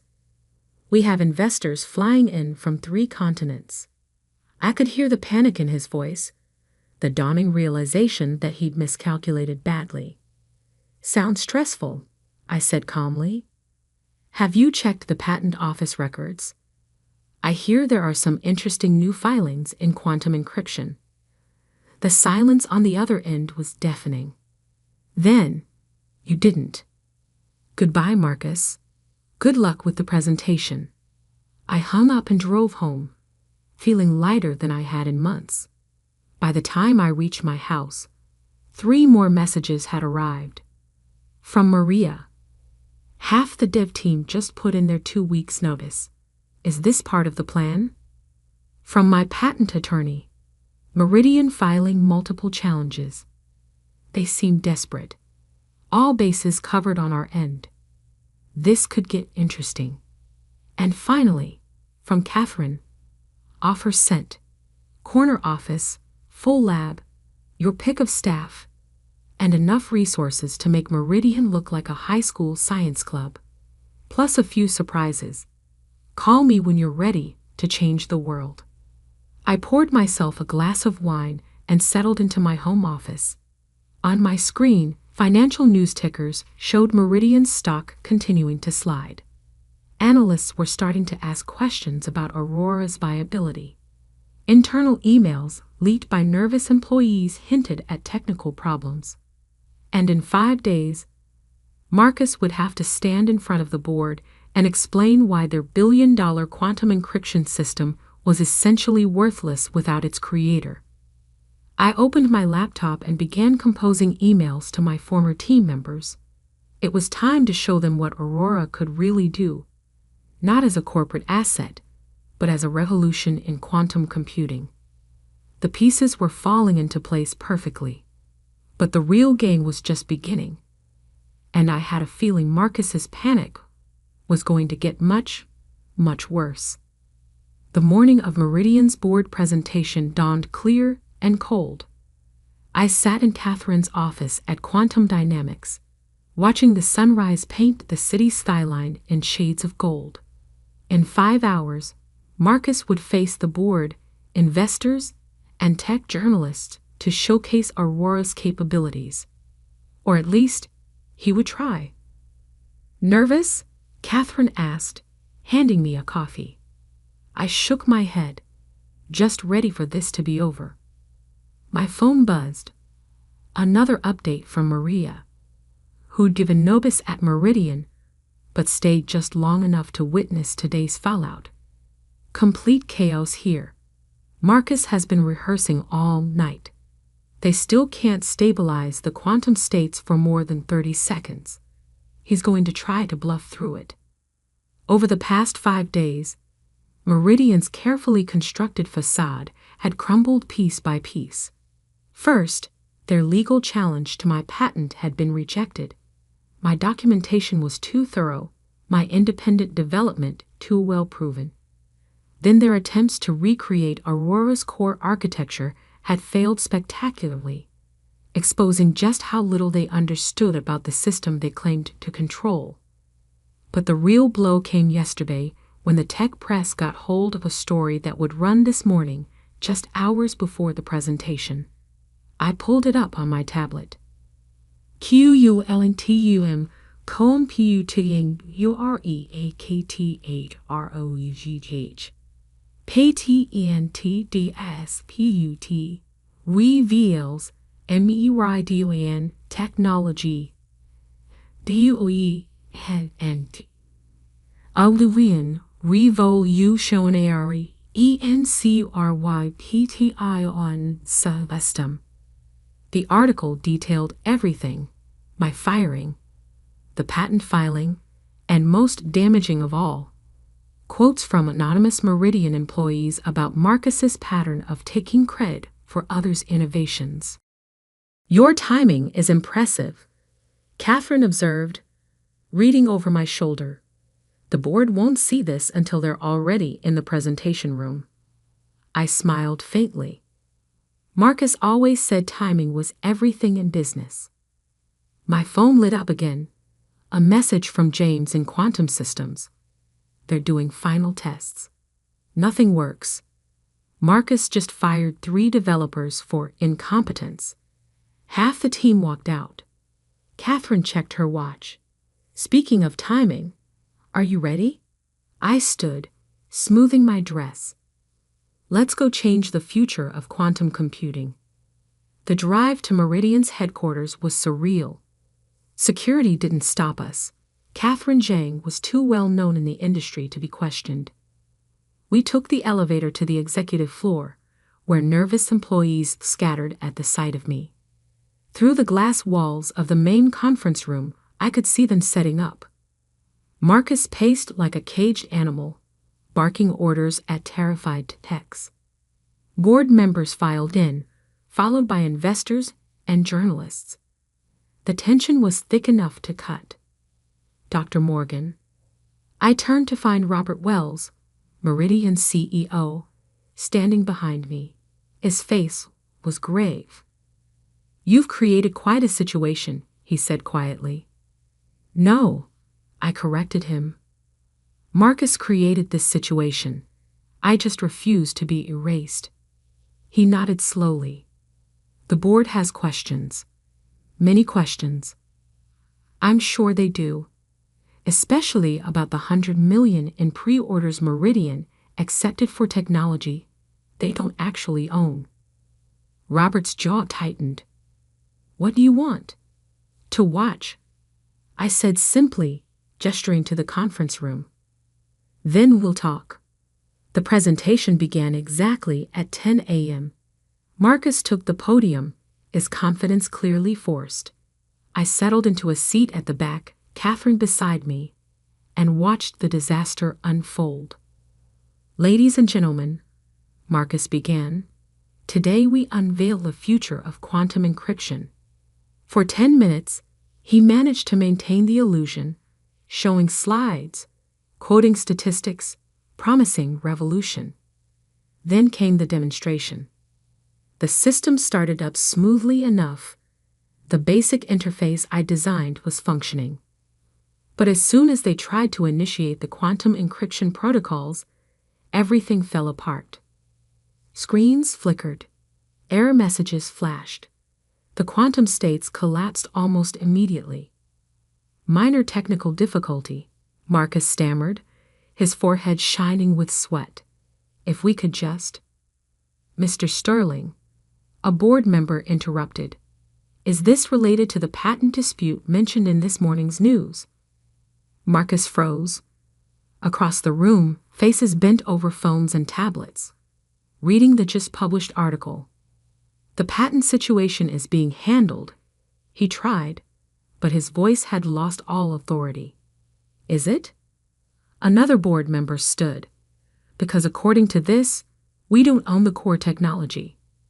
We've taken millions in pre-orders for a system we can't legally sell. The room erupted in chaos. Investors stood, demanding explanations. Journalists typed frantically on their phones. Marcus looked like he might faint. That's when Robert Wells stepped forward. Ladies and gentlemen, please, if I could have your attention. The room quieted slightly. It's true that we've encountered some complications with Aurora. However, we have someone here who might be able to shed light on the situation. He turned to the back of the room. Dr. Morgan? I stood, feeling every eye in the room turn to me. Marcus's face went from red to white in an instant. The system you're trying to demonstrate, I said clearly, is failing because it lacks the master key, an encryption protocol that links the quantum states and stabilizes the entire architecture. Without it, Aurora is just an expensive random number generator. And where is this master key? A board member demanded. I tapped my temple. Right here, along with every detail of how Aurora really works, details that are now legally protected under my patent. Marcus finally found his voice. This is absurd. She developed this technology while working for Meridian. It belongs to the company. Actually, Catherine spoke up. Dr. Morgan can prove she developed the core technology independently, on her own time. The patent office already confirmed this. That's why they rejected your challenge. More importantly, I added, I've accepted a position as Chief Technology Officer at Quantum Dynamics, where we'll be developing Aurora's true potential. In fact, I pulled out my phone, pressed a few buttons.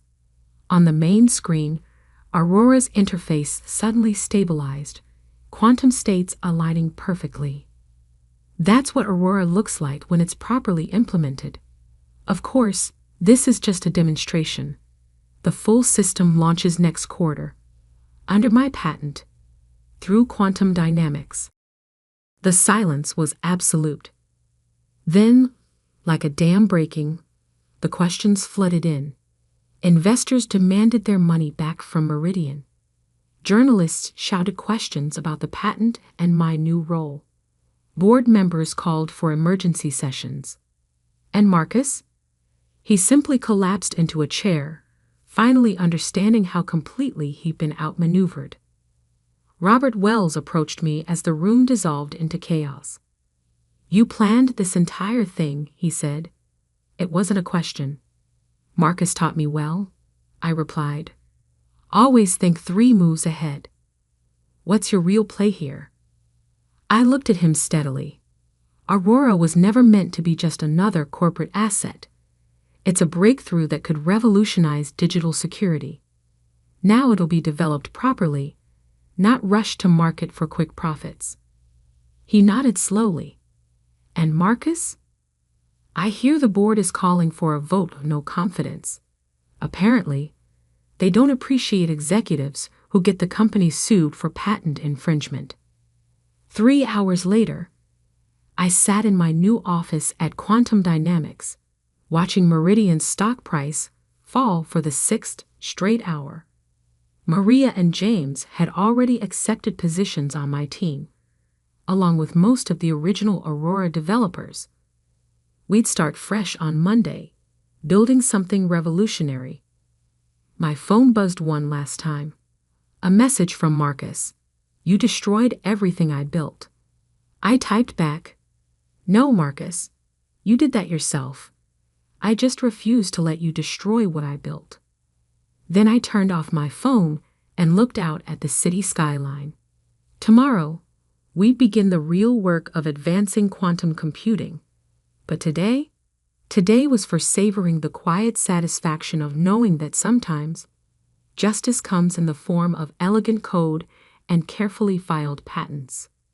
Catherine appeared in my doorway, champagne and glasses in hand. "To new beginnings?" she offered. I smiled, feeling the weight of the past 5 years finally lift.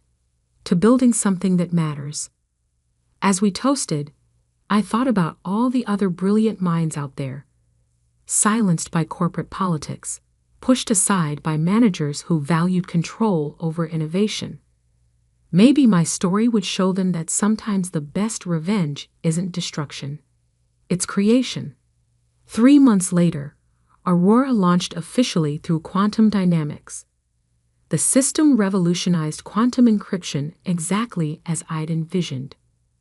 Meridian eventually recovered, though Marcus never did.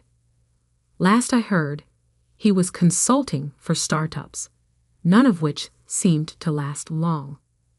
My patent hangs on my office wall now, next to a framed copy of that fateful news article. They serve as reminders that true innovation can't be contained by corporate boundaries or stolen by opportunistic managers. Sometimes, when new employees ask about the patent, I tell them this story, not to gloat, but to teach them something essential. Your greatest power isn't in what you create. It's in knowing your worth and refusing to let anyone take it from you. And that's a lesson worth more than any patent. The invitation arrived on thick cream paper, gold embossed with a family crest. The Blackwood family annual gathering. It read in elegant script. Beneath it, a handwritten note from my mother. "Sarah, please try to dress appropriately this year." I traced my fingers over the embossing, remembering how much these invitations used to mean to me. How I'd spent years trying to prove I belonged at these gatherings, where success was measured in stock portfolios and real estate holdings. Now, at 34, I just felt tired. Tired of the games, the judgments, the constant need to justify my existence to people who'd written me off long ago. My brother Marcus had always been the golden child.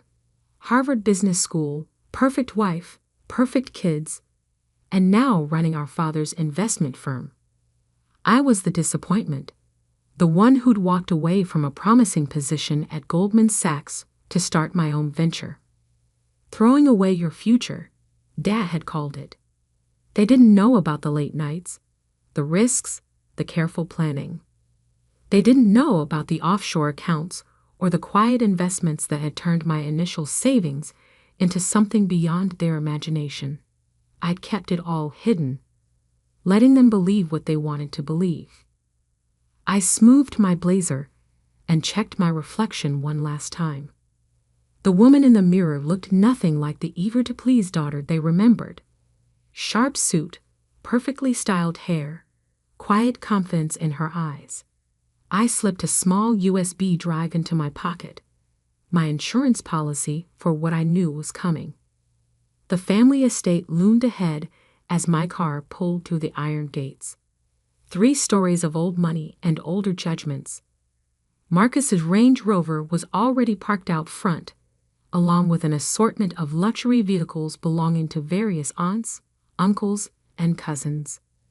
"Sarah," my mother's voice carried across the marble foyer as I stepped inside. She air-kissed my cheek, already frowning at my choice of outfit. We were beginning to wonder if you'd show.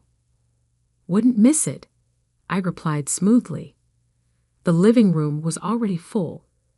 The usual crowd of Blackwoods and their spouses, all engaged in their favorite pastime, comparing successes and subtly undermining each other. Marcus stood by the fireplace, holding court with our cousins.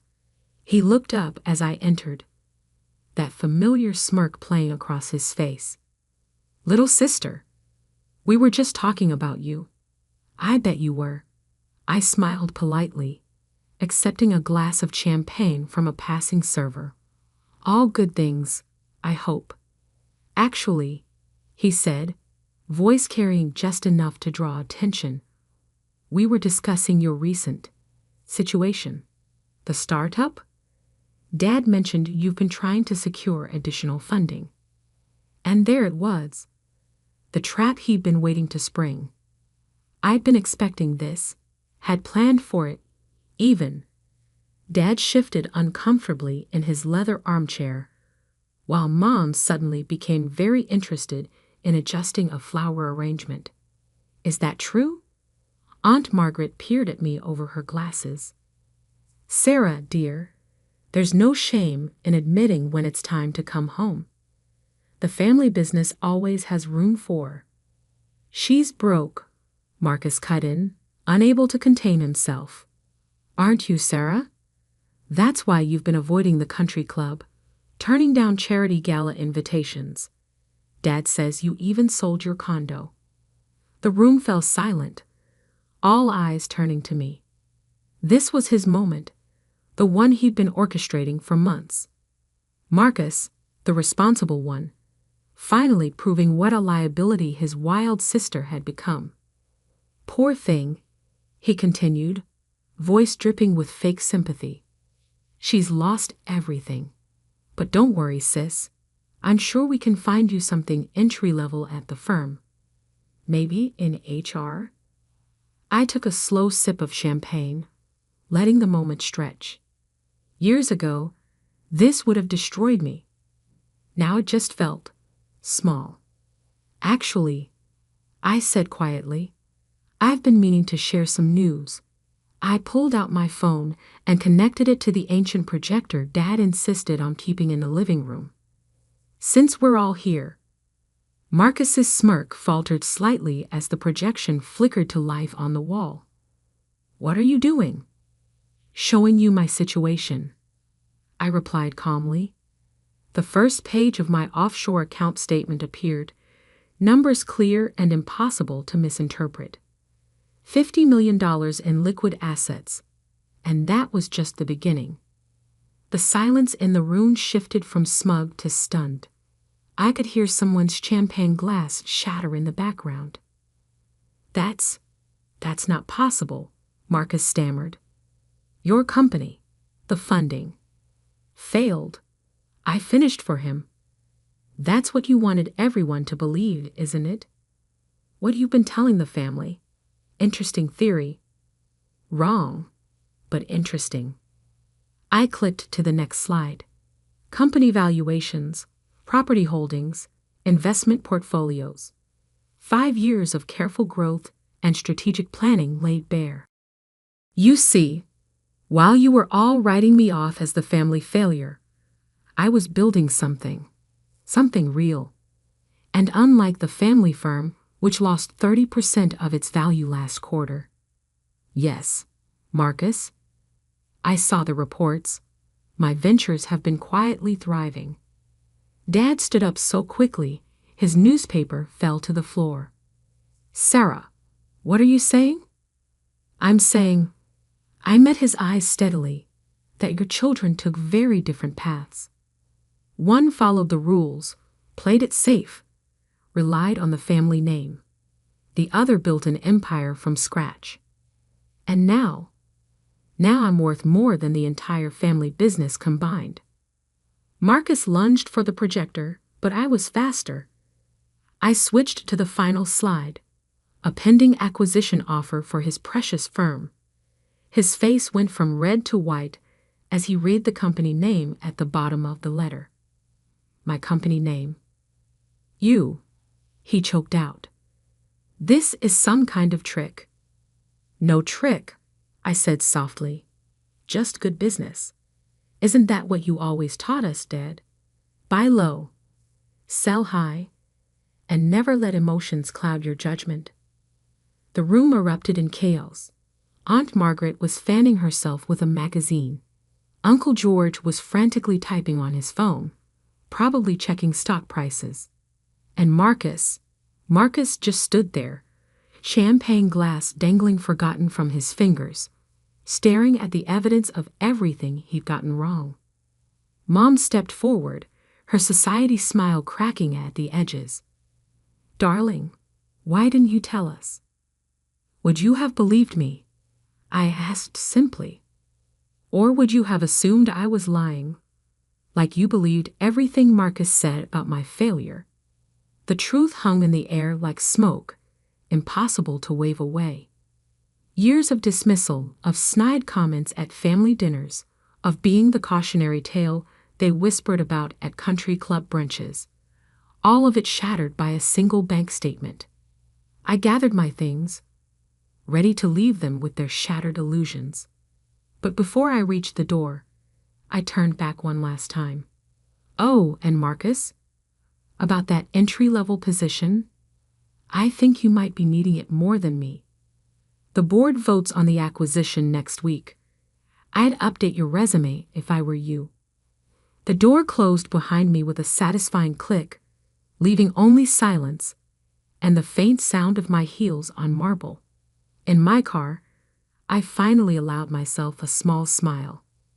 The game they'd been playing for years had just changed forever. And I hadn't even shown them everything yet.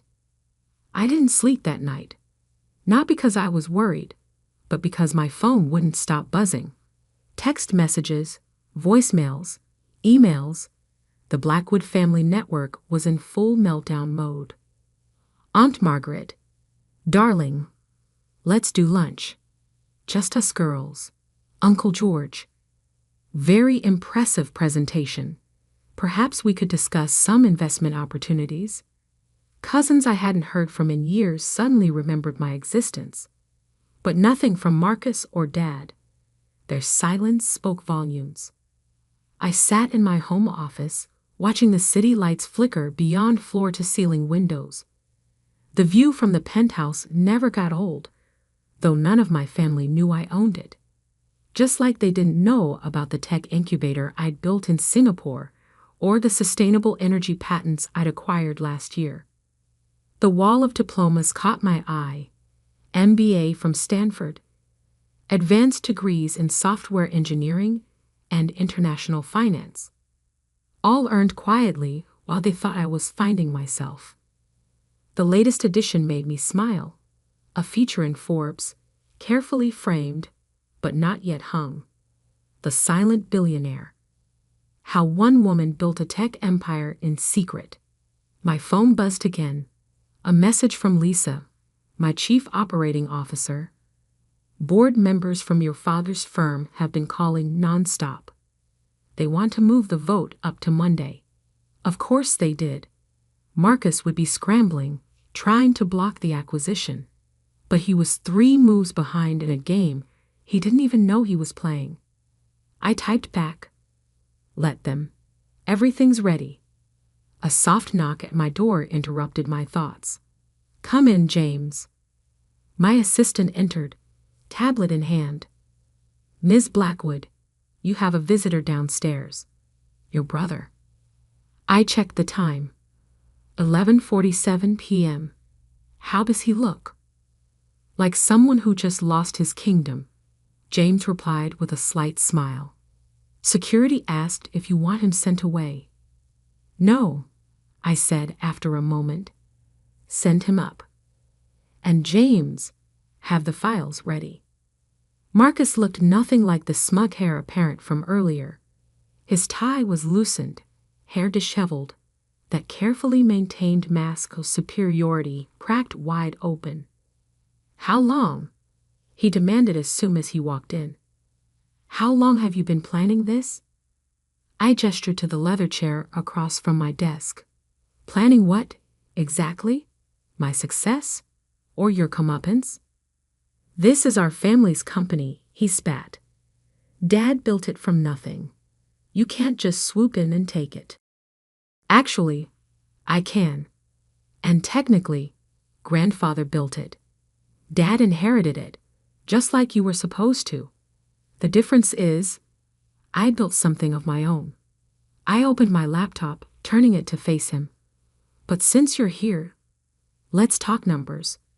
Your management of the firm has led to a 30% drop in value.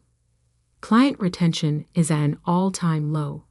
3 major accounts have quietly begun moving their assets elsewhere. His face paled. How do you know about that? I know everything, Marcus. Every mistake, every covered-up loss. Every time you blamed your team for your bad decisions. Did you really think nobody was watching? He slumped in the chair, the fight draining from him. What do you want? Want? I raised an eyebrow. I don't want anything from you. I'm offering you a way out. The board votes on Monday. When they accept my offer, and they will, you have 2 choices. I slid a folder across the desk. He opened it with shaking hands. Option 1. Fight me, lose spectacularly, and watch your reputation in the industry crumble. Option 2. Step down gracefully, accept the generous severance package I'm offering, and start fresh somewhere else. Generous? He scoffed, but I saw his eyes widen at the number. This is blood money. No, it's business. The thing you claim to understand so well while mocking my choices. The difference is, I learned from watching Dad's mistakes. He built a company. I built a future. Marcus stood abruptly, the folder clutched in his hand. Dad won't let this happen. Dad doesn't have a choice. The voting shares are already secured. Would you like to know how? I pulled up another document, one that made him sink back into his chair.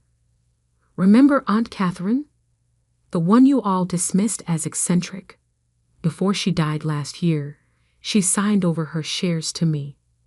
Not to mention the proxy agreements I've built with minority shareholders over the past 3 years. Face it, Marcus, it's over. Why? His voice cracked. Why do it this way? The secrets, the planning. Because you never would have taken me seriously otherwise. You needed me to be the failure, the cautionary tale, the sister who couldn't hack it in the real world. It made you feel better about your own mediocrity. He flinched as if I'd slapped him. The board meeting is at 9 a.m. Monday. I continued calmly. Your decision deadline is Sunday at midnight. Oh, and Marcus? The next time you want to spread rumors about someone's financial status, make sure they don't own the bank you're borrowing from. After he left, I poured myself a glass of the scotch Dad had always said was wasted on women. The same scotch I now owned a controlling interest in, through a subsidiary that had quietly acquired the distillery last spring. James appeared with a fresh stack of reports. Your father's been trying to reach the board members. No one's taking his calls. And the offshore accounts, untraceable, as designed. The shell companies are locked down. Even with their best lawyers, they'd never find the connection. I nodded, scanning the latest projections. Marcus would take the deal. His ego was big, but his survival instinct was bigger. Dad would fight longer, holding onto the myth of his legacy. But in the end, it wouldn't matter. My phone buzzed one last time. A message from Mom. Dinner tomorrow? Just us? I smiled faintly. 20 years of missed dinners, of disapproving looks and backhanded compliments. Now suddenly she had time. Sorry, I typed back. Board prep all weekend. Maybe next time. Setting my phone to do not disturb, I turned back to the window. Somewhere in the city, my brother was probably drinking himself into anger or acceptance. My father would be in his study, realizing his empire was slipping through his fingers. And me? I was just getting started. The real question wasn't whether I'd win. That was already decided. The question was how much of the truth I should reveal at Monday's meeting. After all, the offshore accounts were just the beginning. Marcus had no idea about the tech patents, the Asian markets, the renewable energy contracts. He didn't know about the team of brilliant minds I'd assembled while he was busy playing golf with Dad's old friends. A notification popped up on my screen.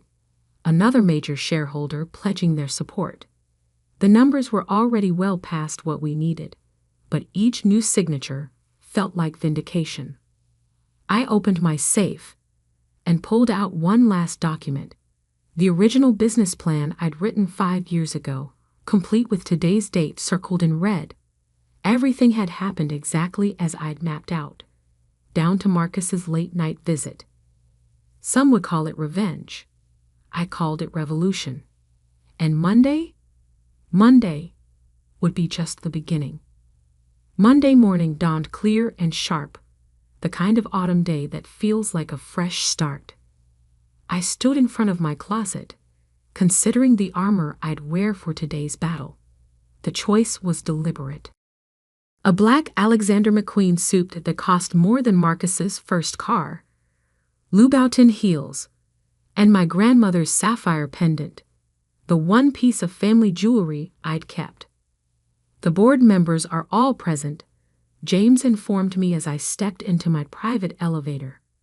Your father arrived early, trying to corner them individually. Marcus signed the papers last night. Of course he had. Self-preservation always was his strongest trait.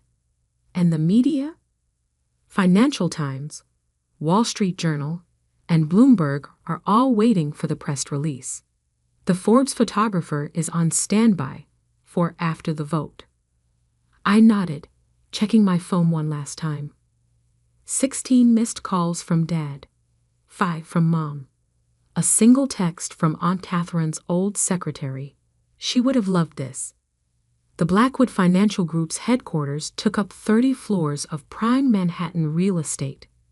I'd worked here briefly after college, back when Dad still thought he could mold me into his image of success. Now, walking through the marble lobby, I felt nothing but calm certainty. Miss Blackwood, the security guard nodded respectfully, already informed of the changing winds. The board is waiting in the main conference room. I could hear raised voices before I even reached the door. Dad's distinctive baritone carried through the wood. This is impossible. There must be some regulation against. I pushed open the door, and the room fell silent. Every head turned. Board members, legal counsel, and there in the corner Marcus, looking like he hadn't slept in days. Good morning, I said smoothly, taking my place at the head of the table. The seat had always been Dad's. The symbolism wasn't lost on anyone. This is outrageous, Dad started, but the board chairman, Mr. Richardson, cut him off. Robert, please. The votes are already confirmed. This meeting is a formality. I opened my briefcase, removing a single folder. Shall we begin? Sarah. Dad's voice cracked slightly. Whatever we did, whatever drove you to this, we can talk about it. As a family. That's exactly the problem, I replied calmly. You've always seen this as a family business. I see it as a business, period. And right now, it's an underperforming one. I gestured to the screen behind me, where James had pulled up the quarterly reports. 30% loss in value. Client exodus, failed expansion attempts, and that's just the surface. Marcus shifted uncomfortably. He knew what was coming. The Asian Market Initiative? Dead in the water. The tech division? 5 years behind current innovations. While you were all celebrating maintaining the status quo, the world changed. And now it's time for new leadership. Leadership? Dad laughed, but it sounded hollow. You abandoned your position here, ran off to play entrepreneur. I smiled, pressing a button on my laptop. The screen filled with logos, dozens of them, representing companies across tech, energy, finance, and real estate. You mean these companies? My companies? The ones I built while you were telling everyone I was lost. Take a closer look, Dad. See if you recognize any of them. His face paled as he scanned the names. 3 of them were major clients he'd lost recently. 2 more were vendors who'd suddenly raised their rates. And there, right in the middle, was the offshore investment firm that had been quietly buying up Blackwood Financial Group shares. That's not possible, he whispered. Oh, but it is. You taught me well, Dad. Buy low, sell high, and never let emotions cloud your judgment. I just applied those lessons differently. I turned to the board. You've all reviewed the acquisition proposal. My offer stands at 40% above current market value, full retention of existing staff except senior management, and immediate implementation of modernization strategies. Mr. Richardson cleared his throat. The board has already voted. The motion passes unanimously. Dad slumped in his chair. Marcus stared at his hands. Now, I continued, let's discuss the future. James? My assistant distributed new folders to each board member. These are the first phase changes. Digital transformation, AI integration, sustainable investment divisions. Everything the company should have done 5 years ago. And current management? Someone asked. Marcus has accepted a transition package. As for the CEO position, I looked directly at Dad. Retirement benefits are generous. I suggest taking them. The meeting continued, but Dad didn't speak again. He just sat there, watching as his kingdom transformed in front of him. When the final votes were recorded and the papers signed, he stood slowly. Why? He asked simply. Why not just tell us? Would you have listened? Or would you have dismissed me? Like you dismissed every idea I ever brought to this table? He had no answer. As the board members filed out, many stopping to congratulate me, I felt a strange mix of triumph and sadness. Not for what I'd done, but for what it had taken to earn their respect. Miss Blackwood? James appeared at my elbow. The press is waiting. I nodded, gathering my things. Marcus stopped me at the door. The family dinner, he said quietly. This Thursday. Will you still come? I considered him for a moment. Will there be more announcements about my financial status? He flinched. I deserved that. Yes, you did. But yes, I'll come. Someone needs to explain to Mom why her country club membership just got upgraded to platinum status. Later that evening, alone in my office, I opened the safe one last time. Inside was a letter my grandmother had written me before she died. Don't let them define you, she'd said. Build your own empire and make it so big they can't ignore it. I smiled, thinking of her, the only one who'd seen past the family's expectations to what I could really become. My phone buzzed, a news alert. The story had broken. Blackwood Financial Group acquired in surprise move. Unknown tech billionaire revealed as founder's daughter. Below it was a quote from a market analyst. This could be the most brilliant long-game takeover we've seen in decades. If they only knew, the family firm was just the beginning. I had bigger plans. plans that would reshape not just the Blackwood legacy, but the entire industry. I poured myself a glass of scotch, Dad's favorite brand, now my brand, and looked out at the city lights. Somewhere out there, my family was reeling, reevaluating everything they thought they knew about their failed daughter. But I wasn't failed. I wasn't lost. I was exactly where I'd planned to be. The empire I'd built in silence was finally stepping into the light. And this time, there would be no more whispers, no more doubts, no more need to hide my success. I raised my glass to the city skyline, to new beginnings, I whispered, and to never underestimating quiet daughters again. Tomorrow, the real work would begin.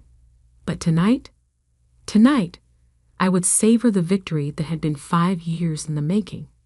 After all, success is the best revenge. And I was just getting started. The marble floors of Preston, Hamilton and Associates echoed with accusation as my brother David's voice bounced off the walls of the executive conference room. "She's been stealing from the accounts for months," he shouted, jabbing a finger in my direction. "Ever since Grandpa got sick, Emily's been siphoning money into offshore accounts." I sat quietly at the massive oak table, my hands folded in my lap, watching the performance unfold. The other family members shifted uncomfortably in their Italian leather chairs. Mom dabbing at her eyes with a monogrammed handkerchief, Dad staring stoically ahead, Aunt Margaret clutching her pearls as if they might protect her from the scandal. Mr. Preston, the family's longtime attorney and executor of Grandpa's estate, maintained his professional composure despite the circus happening in his prestigious law firm. His bow tie didn't even twitch as David continued his tirade. "I have proof." David slammed a folder onto the table. "Bank statements, transfer records, everything showing how she's been stealing our inheritance." I glanced at the folder, knowing exactly what it contained. The same forged documents I'd watched David create late at night in Grandpa's study, when he thought the security cameras had been disabled for maintenance. "Ms. Harrison," Mr. Preston addressed me formally, "these are serious accusations. Would you like to respond?" I smiled softly, thinking of the last conversation I'd had with Grandpa 3 months ago, before the cancer took him. We'd been sitting in his garden, surrounded by the roses he'd tended for 40 years, when he'd handed me a small brass key. "The safe in my study," he'd said, his voice weak, but his eyes sharp as ever. "There's something you need to protect. David, he's not who we thought he was." Now, looking at my brother's perfectly tailored suit and expertly crafted mask of righteous indignation, I wondered if Grandpa had known all along what David would try to do. "I think," I said calmly, "we should wait for the security team to arrive with their equipment." Grandpa was very specific about how this meeting should be conducted. David's confidence wavered for just a moment. "Security team? What security team?" Right on cue, 2 men in dark suits entered, rolling in a large screen and computer setup. I recognized them from Harrison Security Solutions, the company Grandpa had founded 50 years ago. The company David had been trying to seize control of since the moment Grandpa's health began to fail. "What is this?" David demanded. "We're here to read the will, not watch a movie." Mr. Preston cleared his throat. "Actually, Mr. Harrison explicitly stated in his instructions that before the will is read, certain evidence must be presented." I watched the color drain from David's face as the security team began setting up their equipment. He'd always underestimated me, the quiet sister who'd spent her summers interning in Grandpa's security company instead of partying on yachts like he did. The sister who'd learned every aspect of surveillance and protection while he'd focused on looking the part of the wealthy heir. "This is ridiculous." David tried again, looking around for support. "Mom, Dad, are you really going to let her delay things with this theatrics?" Dad finally spoke, his voice tired. "Let's just see what your grandfather wanted us to see." The lights dimmed slightly as the screen came to life. The timestamp in the corner read 3 months ago, the night Grandpa had been rushed to the hospital for the last time. The footage showed Grandpa's study, dark except for the desk lamp. A figure moved through the shadows. David, though he clearly thought he was alone, we all watched in silence as he opened Grandpa's safe with a combination he shouldn't have known, pulled out documents, and began methodically photographing them with his phone. "That's not," David started, but his voice trailed off as the next clip began. This time, he was at Grandpa's desk, carefully scanning and editing documents, creating the very proof he'd just thrown on the table. The camera angle perfectly captured his face illuminated by the computer screen as he worked, erasing and altering numbers, changing dates, fabricating evidence of transfers that had never happened. "Turn it off," David shouted, standing so abruptly his chair toppled backward. "This is all fake. She's manipulated the footage." "The footage," I said quietly, "comes directly from Grandpa's personal security system. The one he had upgraded last year with triple redundant backups and blockchain verification. You know, the system you tried to disable last week when you thought no one was watching." Another clip started playing, David attempting to access the security mainframe, not realizing that every move was being recorded by a secondary system that only Grandpa and I had known about. "Mr. Preston," I continued, "I believe you'll find a detailed record of all these attempts in the envelope Grandpa left with you." The attorney nodded, pulling out a thick manila envelope sealed with Harrison Securities' official stamp. "Along with," he added, "the real will." "Real will?" Aunt Margaret's voice quivered. "What do you mean? Real will?" I turned to David, whose face had gone from pale to ashen. "Would you like to explain about the forge will you planted in Mr. Preston's office last week? The one that mysteriously left you in control of everything."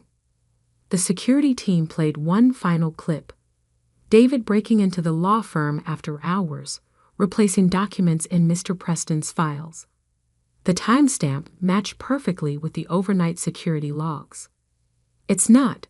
I didn't." David's carefully constructed facade began to crack. He looked wildly around the room, seeking an ally, finding none. "She's framed me. This is all an elaborate setup."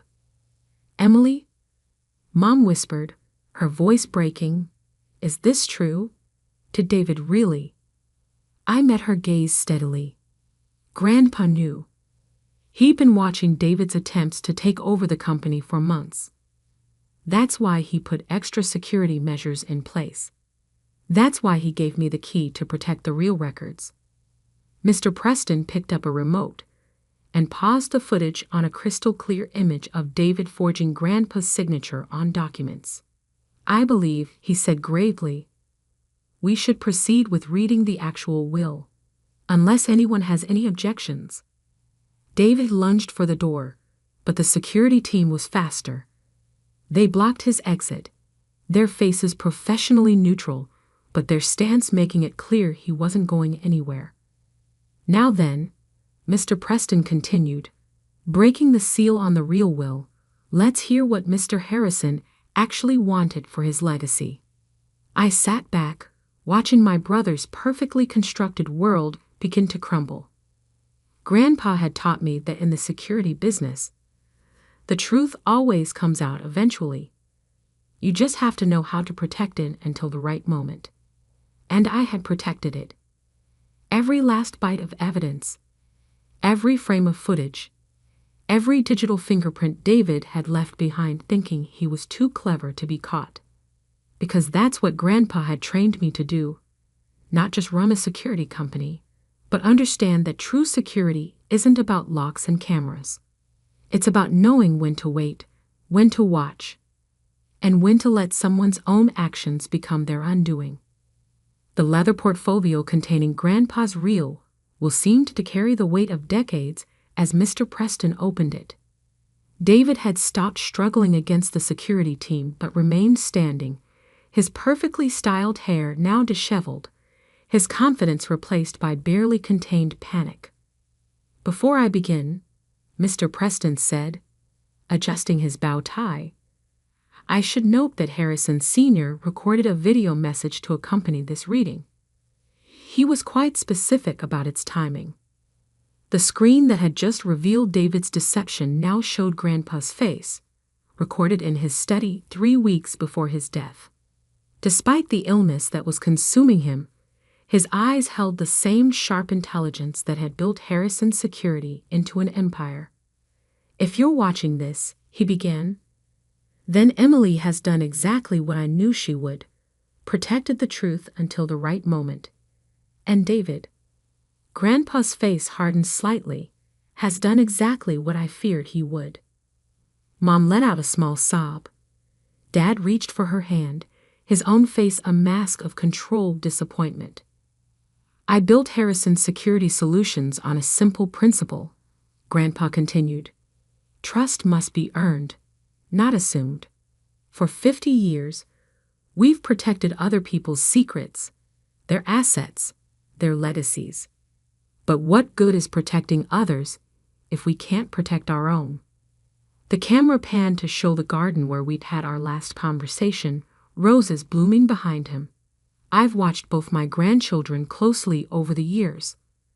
One spent summers learning every aspect of the business, understanding that true security starts from the ground up. The other, he sighed, focused only on appearing successful rather than earning success. David's face flushed red. "This is character assassination." He was sick, not thinking clearly. "Actually," Mr. Preston interrupted, "this video was notarized and verified by 3 independent medical professionals.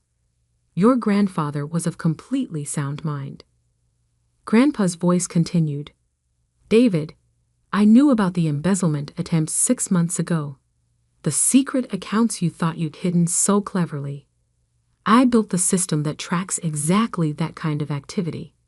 I watched you try to manipulate the books, forge documents, prepare to steal your sister's inheritance. Each attempt was logged, recorded, and stored where you'd never find it." The screen split to show financial records, timestamps, transaction logs, a detailed record of every move David had made while thinking he was invisible. "But Grandpa trusted me," David shouted. "He made me VP Operations." "No," I said quietly. "He made you VP of Operations to see what you do with that trust. And you failed the test." Aunt Margaret gasped as more records appeared on screen. Proof that David had been selling company secrets to competitors, planning hostile takeover attempts, even dating the daughter of our biggest rival while feeding her inside information. "Emily," Grandpa's voice softened, "has earned what I'm about to give her. Not through manipulation or deceit, but through years of quiet dedication. Through understanding that security isn't about power, it's about protection." Mr. Preston paused the video and lifted the will. The official terms are as follows: Harrison Security Solutions, including all subsidiaries, patents, and international operations, is hereby left in its entirety to Emily Harrison. The room erupted in chaos. David lunged forward again, but the security team held firm. "This is impossible," he shouted. "I'm the eldest. I'm the one who looks like him, acts like him." "Looks, yes," I cut in. "Acts? You've never understood how Grandpa actually operated. His strength wasn't in his image. It was in knowing things others didn't want him to know, and waiting for the right moment to use that knowledge. Mr. Preston cleared his throat. There's more. David Harrison is hereby officially removed from all positions within Harrison Security Solutions. Furthermore, any shares he currently holds are to be transferred to the company's charitable foundation. He can't do this. David turned to our parents. Mom, Dad, tell him he can't do this. Dad stood slowly. Actually, son, he can.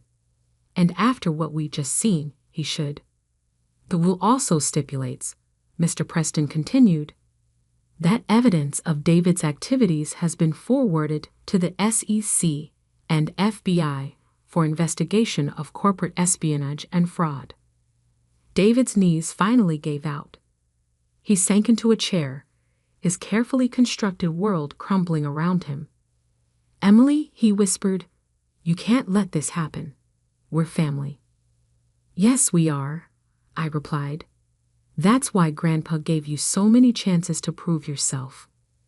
That's why he watched and waited, hoping you'd make different choices. But family doesn't mean enabling betrayal.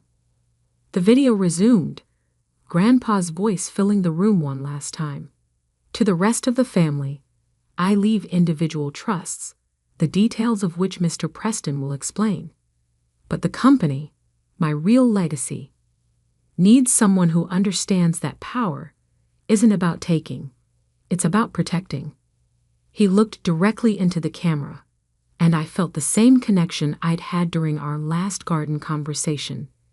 Emily, you once asked me why I spent so much time tending roses when I could hire the best gardeners in the world. Remember what I told you? I did remember.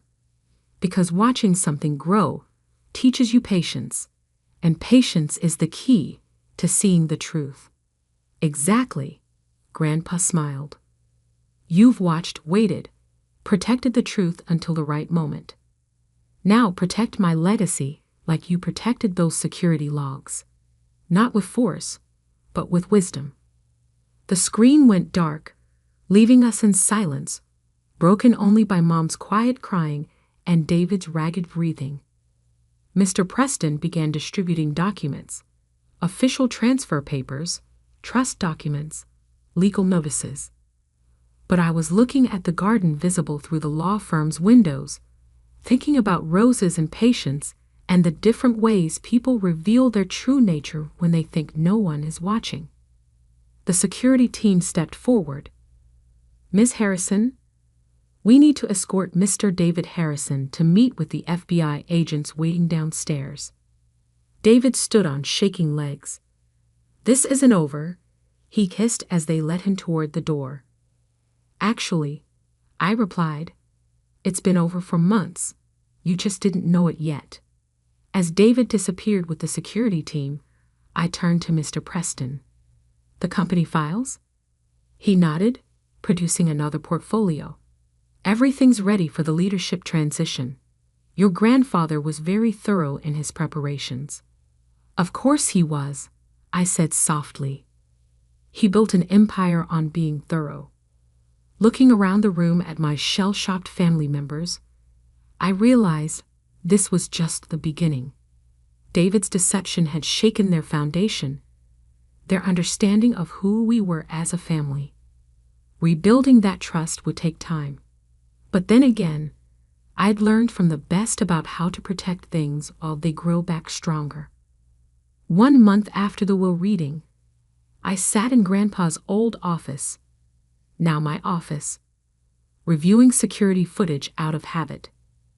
The space remained largely unchanged. The same leather chair, the same wall of monitors, the same vintage safe that had played such a crucial role in exposing David's schemes. Only the roses on the desk were new, cut fresh from Grandpa's garden that morning. A soft knock interrupted my thoughts. Ms. Harrison? My assistant Sarah appeared in the doorway. Your parents are here. I nodded, taking a deep breath. This would be their first visit to the company since David's arrest, The media storm had finally started to die down. Headlines about the Harrison security heir's betrayal replaced by newer scandals, but the family wounds were still raw. Mom entered first, looking older than she had a month ago. Dad followed, his usual confident stride, now hesitant. They took in the office, probably remembering all the times they'd visited when Grandpa sat behind this desk. "You kept it the same," Mom said softly. "Some things don't need changing," I replied. "Just protecting." Dad cleared his throat. We saw David yesterday, at the Federal Detention Center." I waited, letting them find their words. "He wanted us to convince you to drop the charges," Mom continued. "He says he can explain everything."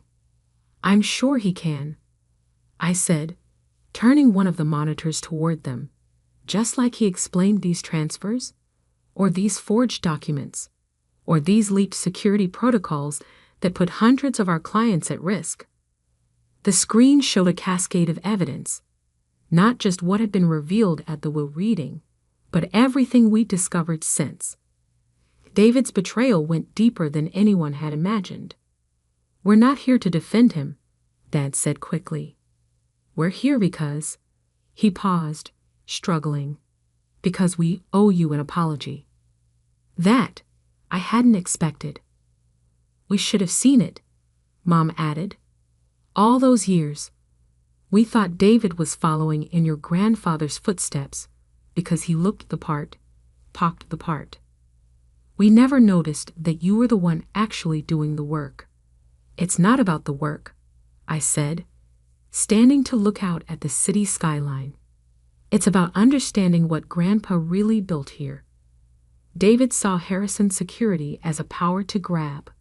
I saw it as a responsibility to protect. Dad approached the window, standing beside me. "Your grandfather told me once that the true measure of security isn't in how many locks you have, but in knowing which ones matter most." "The family lock," I said quietly. "That's the one David broke. And the one you protected," Mom added, "even when it meant waiting, letting him think he was winning." I turned to face them. "Do you know why Grandpa loved roses so much?" They shook their heads. "Because they teach you that beautiful things need both protection and patience. Too much protection, they suffocate. Too much patience, they wither. The trick is knowing when to act." "Like you did," Dad said, "with the evidence." "I could have exposed David earlier," I admitted. "But Grandpa taught me to wait for the moment when the truth would do more than just punish. It would protect the company's future." A notification flashed on one of the monitors. David's preliminary hearing was scheduled for next week. The evidence was overwhelming. His lawyers were already pushing for a plea deal. "He wants to see you," Mom said softly, "before the hearing." I shook my head. "No. Some conversations need to happen in their own time. Right now, my focus is on rebuilding what he almost destroyed." Sarah appeared in the doorway again. "Ms. Harrison? The board is ready for your presentation." "Thank you." I gathered my files, then turned to my parents. "Would you like to stay? See what Harrison security is really about?" They exchanged glances, then nodded. As we walked to the boardroom, I noticed Dad looking at the employee photos lining the hallway. Decades of security personnel who'd helped build this company. "My God," he murmured. "Emily's in half these photos. Working security rotations, manning the control room, installing systems, while David was posing for magazine covers," Mom finished. The boardroom fell silent as we entered. The table was filled with familiar faces, veteran security officers, technical experts, people who'd known me since I was a teenager learning the business from the ground up. "Good morning," I began, taking my place at the head of the table. "Today we're discussing the future of Harrison Security. Not just how we protect our clients' assets, but how we protect our own legacy. I clicked through my presentation, outlining new security protocols, enhanced verification systems, and stronger ethical guidelines. With each slide, I could see my parents' expressions shifting from uncertainty to understanding. The attempt to compromise our company from within, I continued, carefully avoiding mentioning David by name, showed us our vulnerabilities, but it also proved that our core principles work: patient observation, verified trust, and the understanding that true security is built over time, not bought with quick promises. The board members nodded. They'd all seen the evidence, all understood how close we'd come to disaster. Moving forward, I concluded, every decision we make will be guided by my grandfather's founding principle: trust must be earned, not assumed. We protect what matters most, not by force, but by wisdom. After the meeting, I found my parents waiting in my office. Mom was holding one of the roses from my desk, examining it carefully. "We never really knew him, did we?" she said. "Your grandfather. We saw the success, the power, but we missed the garden." "No," I corrected gently. "You just looked at the blooms instead of the roots. Grandpa built this company the same way he grew his roses, carefully, patiently, understanding that the strongest growth happens below the surface." Dad picked up a framed photo from my desk, me at 16, in my first security uniform, standing proudly beside Grandpa. "We've got a lot to learn about this company, don't we?" "We all do," I said. That's what Grandpa taught me. Security isn't a destination. It's a constant process of learning, adapting, protecting. A notification popped up on my phone. The FBI had discovered another of David's hidden accounts, this one containing classified client information he'd planned to sell. "He really would have destroyed everything," Mom whispered, reading the message over my shoulder. "No," I said firmly, "because Grandpa made sure the right people were watching. That's what this company does. We watch, we wait, we protect. Not just valuables, but values."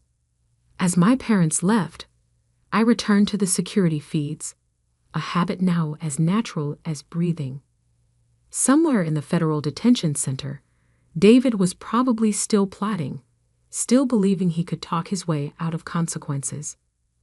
But he'd never understood what Grandpa had tried to teach us, that the greatest security comes not from what you take, but from what you're willing to protect. I picked up one of the roses, careful of its thorns.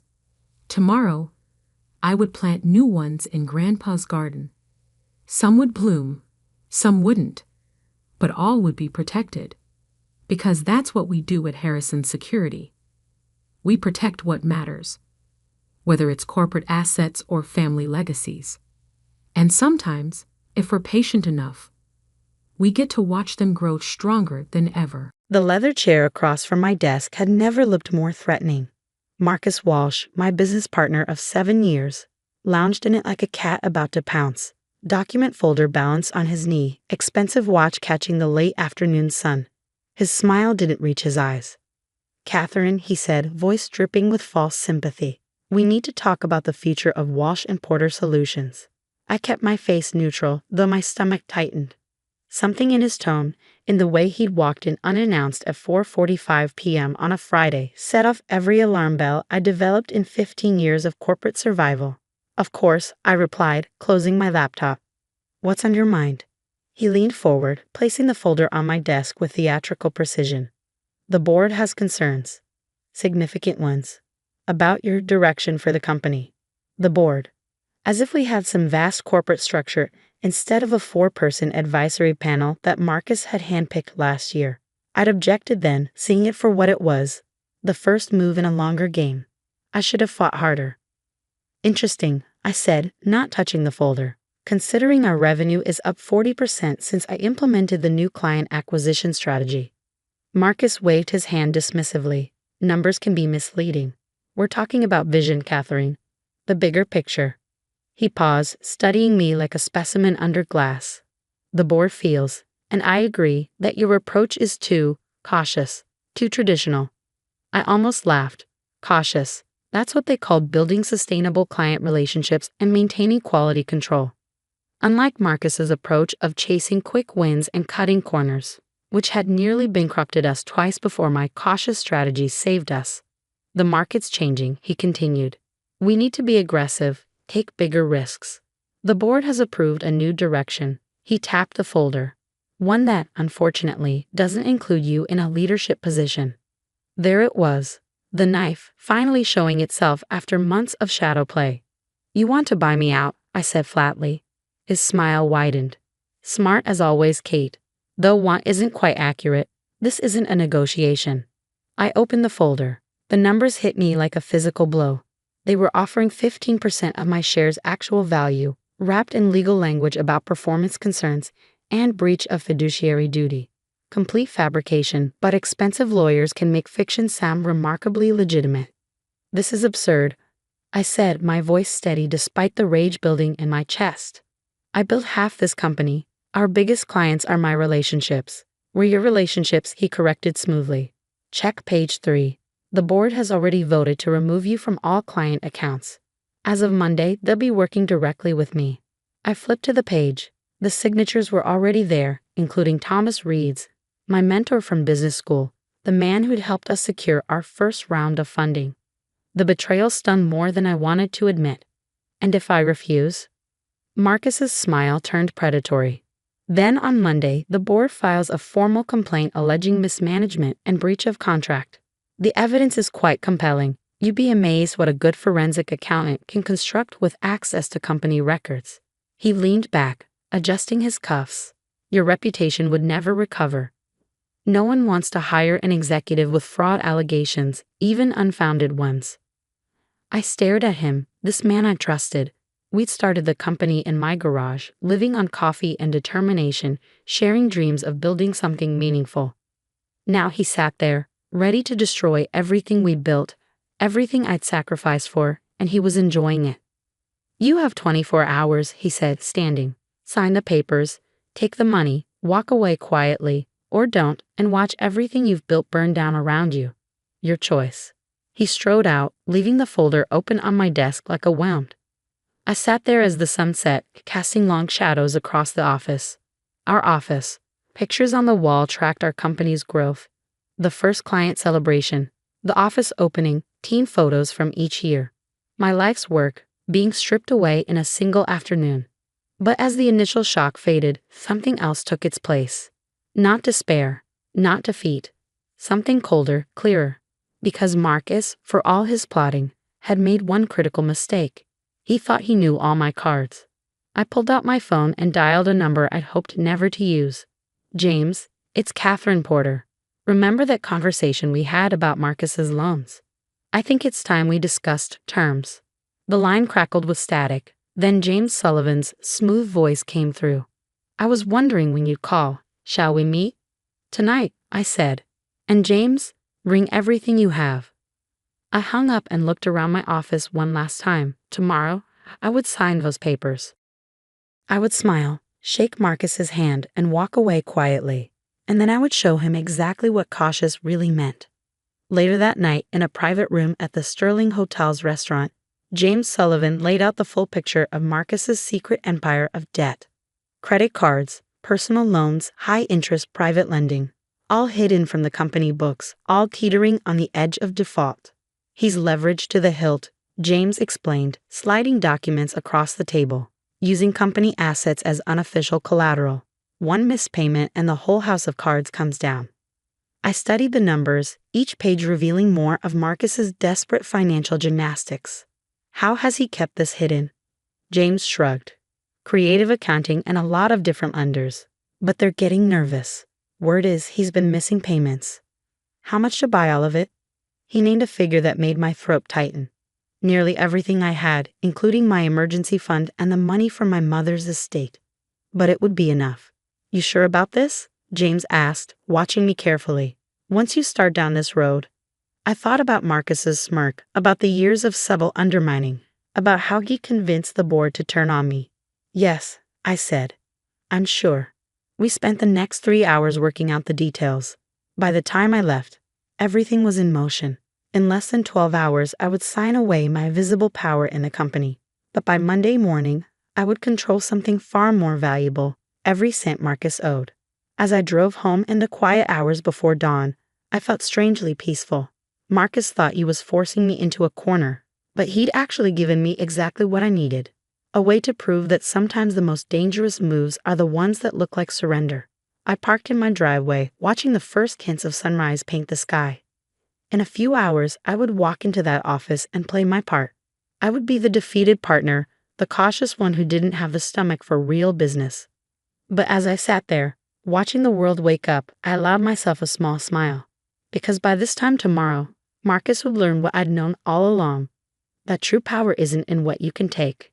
It's in what you make others give up willingly. The sun rose fully, marking the start of a day that would change everything. I was ready. The fountain pen felt heavy in my hand as I signed away 7 years of my life.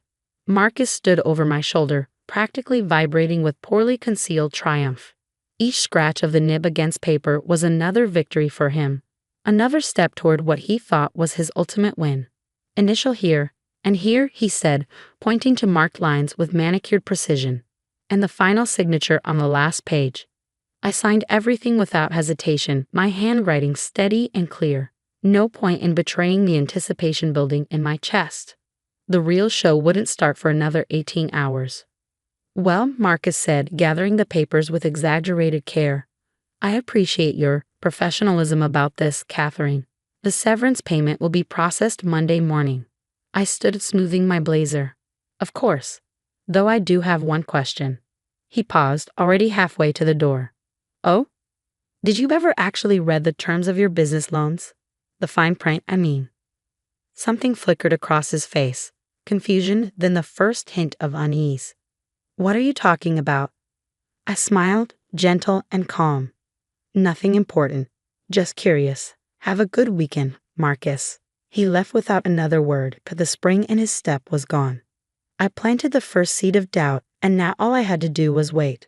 I spent that Saturday methodically removing personal items from my office, carefully packing away the visible signs of my time at Walsh & Porter Solutions. Every few minutes, my phone buzzed with updates from James's team as they executed our plan with surgical precision. First set of loan transfers complete. One message read. Second batch processing now. All credit lines secured. Documentation updated. Final transfers confirmed. Everything's ready for Monday. By sunset, my office was empty except for company property. I stood in the doorway one last time, remembering the day Marcus and I had first walked into this space. We'd been so full of dreams then, of plans to build something that mattered. Somewhere along the way, he'd lost sight of that. Or maybe he'd never really shared those dreams at all. My phone buzzed one final time. James himself. It's done. All debts acquired. Legal team standing by for Monday morning. I texted back a simple thank you and drove home, feeling the weight of tomorrow pressing against my chest. Not anxiety, anticipation. Sunday crawled by with excruciating slowness. I knew Marcus would be in his office, preparing for what he thought would be his grand ascension on Monday morning.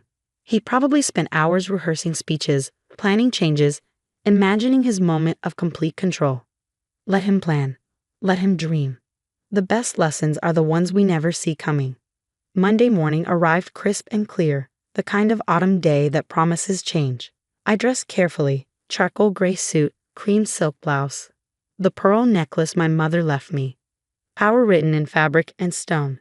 At exactly 8:47 a.m., my phone lit up with a text from our office manager, Diana. OMG, Marcus just got a call. He's SC aiming in his office. What did you do? I smiled, imagining the scene. Right about now, Marcus would be learning that every single one of his loans, personal and business, had been purchased by a new creditor.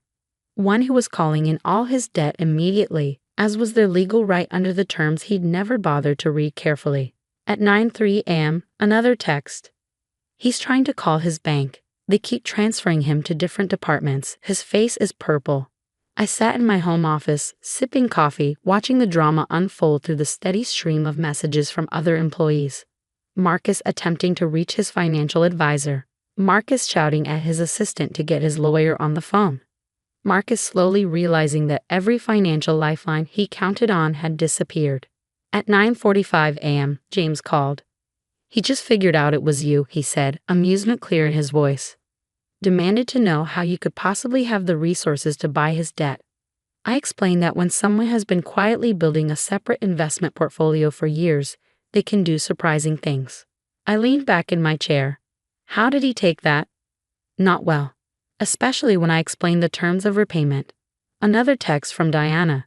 Board members arriving for emergency meeting. Marcus looks like he's about to explode. Perfect timing. At 10:30 a.m., my phone rang. Marcus's name flashed on the screen. I let it go to voicemail. He called again and again. Each time, I watched it ring out. Finally, a text. We need to talk. Now. I waited exactly 17 minutes before responding. I'm available for lunch. Sterling Hotel, noon. Private dining room. His reply was immediate. I'll be there. I spent the next hour reviewing the documents James had prepared, making sure every detail was perfect. This meeting wasn't about revenge. It was about reconstruction. At precisely noon, I walked into the Sterling's private dining room. Marcus was already there, sitting rigid in his chair, face tight with barely controlled rage. How? He demanded before I could even sit down. How did you do this? I took my time settling into my seat, smoothing my napkin across my lap. The same way I built our client relationships, Marcus. Carefully, methodically, cautiously. He leaned forward, hands clenched on the table. This is insane. You can't just buy someone's debt and demand immediate repayment. I'll fight this. Actually, I can. It's all in the terms you signed. Page 47, paragraph 3 of your largest loan agreement. In the event of ownership transfer, the new creditor maintains the right to modify payment terms or demand immediate satisfaction of the debt. You really should read the fine print. I'll go bankrupt, he said, voice cracking slightly. Yes, I agree calmly. Unless we can reach an agreement. He stared at me, realization dawning. What do you want? I pulled out a folder, similar to the one he presented me with just days ago, and slid it across the table. Everything, I said simply. Your shares in the company, your board seats, complete control. You can't be serious. I am, and before you decide to fight this, remember, I now control every cent you owe. If you don't sign, I'll call in all the debt. Every loan, every credit line. By this time tomorrow, you'll be in bankruptcy court watching your entire life implode. His face went through a fascinating series of emotions, rage, disbelief, fear, and finally, defeat. My father built this company, he whispered. No, I corrected gently. Your father started it. We built it. And then you tried to steal it. I tapped the folder. Now you have a choice. Sign everything over to me and I'll restructure your debt. Give you reasonable terms, a path to pay it off. Or don't sign and learn what bankruptcy really feels like. For a long moment, the only sound was the gentle clink of distant silverware and the pounding of my own heart. Then slowly, Marcus reached for the folder. I watched him sign every page, each signature more defeated than the last. When he finished, he looked up at me with something close to admiration mixed with his hatred. I underestimated you, he said quietly. Yes, I agreed. You did. He stood straightening his jacket with shaking hands. What happens now? Now, you go back to the office and announce your immediate resignation. You tell everyone it's for personal reasons. You thank them for their time and you walk away. By the end of the day, your office will be empty. And if I don't? I smiled. Then everyone learns exactly why you're leaving. Every detail of your hidden debt. Every risky decision you tried to cover up. Every lie you told the board. Which version would you prefer? He walked out without another word, leaving the signed documents on the table between us. I sat there for a long time after he left, letting the magnitude of what I just accomplished sink in. In less than 72 hours, I'd gone from nearly losing everything to gaining complete control. My phone buzzed. Diana again. Marcus just announced he's leaving. Emergency all-hands meeting in 30 minutes. What is happening? I stood gathering my things with careful precision. It was time for the next phase, rebuilding what Marcus had nearly destroyed. But first, I had an all-hands meeting to attend. After all, every good story needs a proper ending. The conference room hummed with nervous energy as I walked in.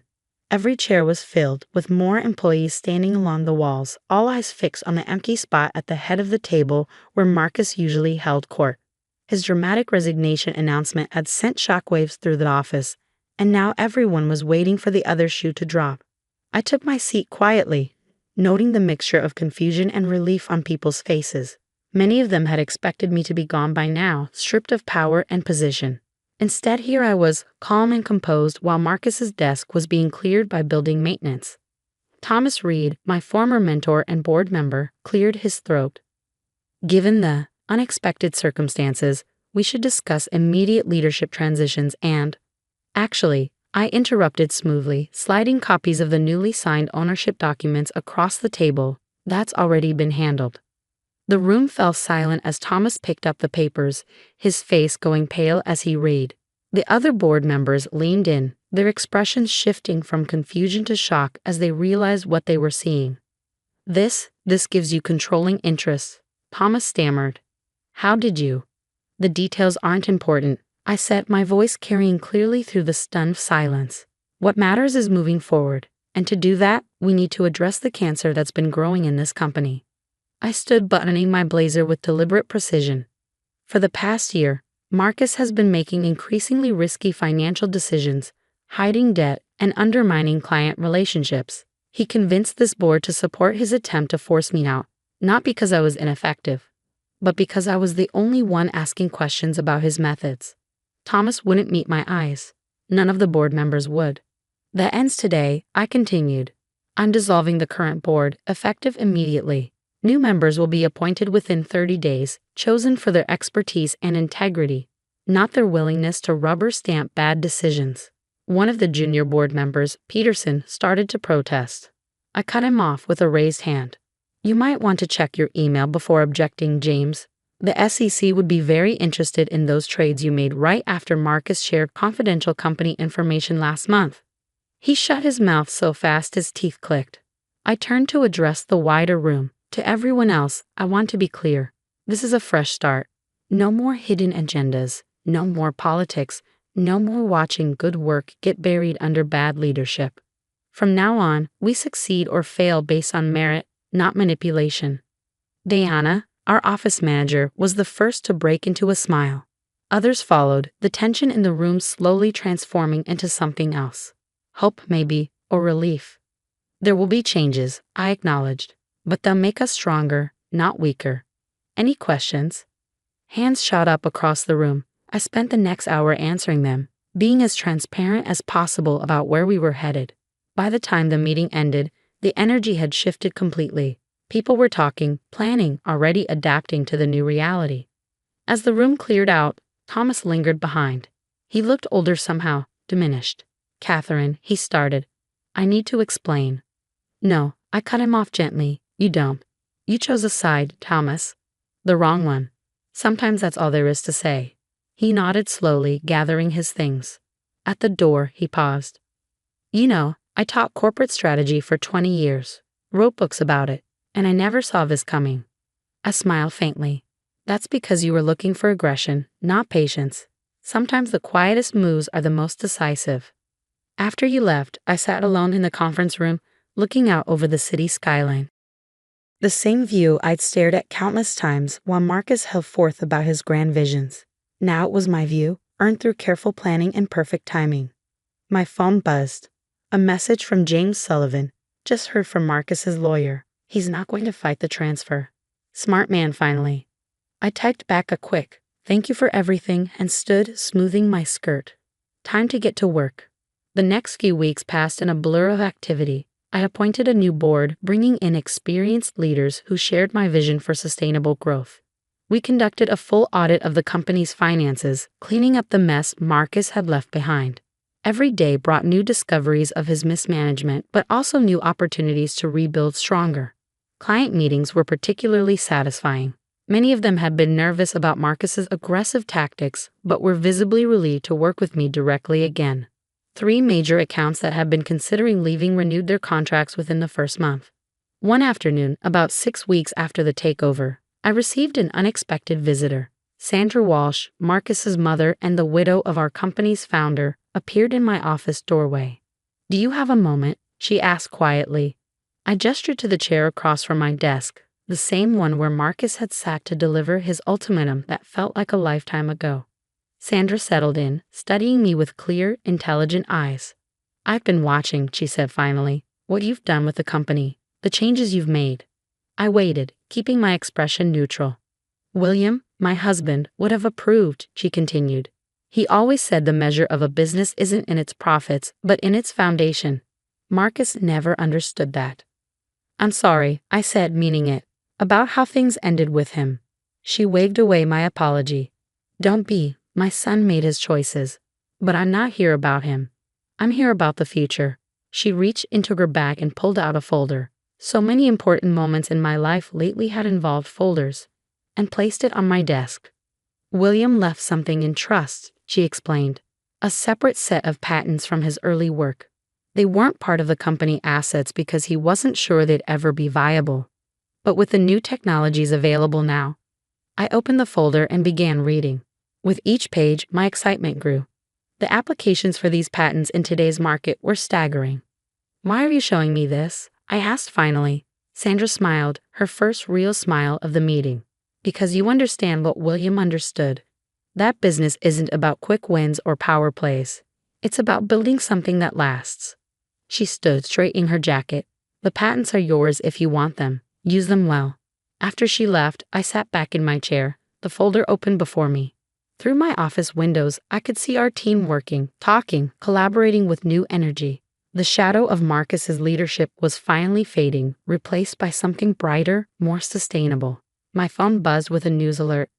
Marcus had taken a position with a small firm in Arizona, far from the circles of power he'd once dominated. I found I didn't care. He was part of the past, and I was focused on the future. That evening, as I walked through the office before heading home, I passed the wall of company photos. Marcus's face still appeared in many of them, a reminder of where we'd started. But instead of removing them, I'd ordered a new installation, a timeline of our company's evolution, including the recent changes. Because every story needs its turning points, its moments of truth. Deanna caught me studying the display. "Should we take down the old photos?" she asked hesitantly. I shook my head. "No, they're part of our history. But more importantly, they're a reminder." "Of what?" "That sometimes the strongest response to a threat isn't fighting back immediately. It's waiting, watching, and choosing the perfect moment to show your true power." She nodded thoughtfully. "You know, everyone thought you were just going to accept it. When Marcus tried to push you out, they said you were too— what was the word they used?" "Cautious?" I suggested with a small smile. "Yeah, that's it." She grinned. "Guess they learned." Indeed they had. And so had I. 6 months after Marcus's departure, Walsh & Porter Solutions was transformed. Our client base had grown by 30%, employee satisfaction scores were at an all-time high, and the new patents we developed from William Walsh's trust were revolutionizing our industry. I sat in my office, my rightfully earned office, reviewing quarterly reports when an email arrived from an unfamiliar address. The subject line read simply, "You were right." It was from Marcus. "I underestimated you," he wrote. "Not just your strategy, but your vision. The company is stronger now than it ever was under my leadership. I won't ask for forgiveness, but I wanted you to know, you proved me wrong about everything, including what real power looks like." I closed the email without responding. Some victories don't need acknowledgement. They simply need to be lived. Looking out over the city as the sun set, I thought about power, real power. Not the kind that comes from forcing others to submit, but the kind that comes from building something so strong that others choose to follow. Marcus had never understood the difference. But I did. And now, so did everyone else. 8 years ago, I went through a divorce with my wife, who was 48 at the time. My daughter, who is now 28, chose to cut all contact with me and sided with her mother without considering my feelings. Despite the divorce occurring nearly a decade ago, accepting the situation and finding peace in my life took considerable time. This was exacerbated by my ex-wife's attempts to tarnish my reputation. The most challenging aspect, however, was being entirely shut out from my daughter's life, especially since she was an adult at the time. Lacking any family support except for my mother, who had Alzheimer's, made the ordeal one of the most difficult experiences of my life. Although I attempted to contact my daughter multiple times post-divorce, she remained firm in her decision to side with her mother, refusing to listen to my perspective. At one point, my ex-wife even took legal action, accusing me of harassment if I continued trying to reach out to our daughter. Faced with this threat, I ceased all attempts to reconnect. Over the past 8 years, I focused on caring for my mother and building my career. Despite a few casual relationships, the scars from my divorce have left me hesitant to trust others fully. I acknowledge that my narrative may sound bleak, but this has been my reality for nearly a decade. Recently, my daughter reached out to me, bringing a mix of emotions. I was elated, hoping that she had finally reconsidered her stance on the divorce. This contact was especially comforting because my mother had recently passed away, and I was navigating through the grief alone. A few months after my mother's death, I received a call from an unfamiliar number. On the other end was a woman's voice, introducing herself as my daughter.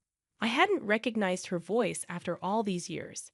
She explained that she had learned about her grandmother's passing on Facebook and wanted to check up on me.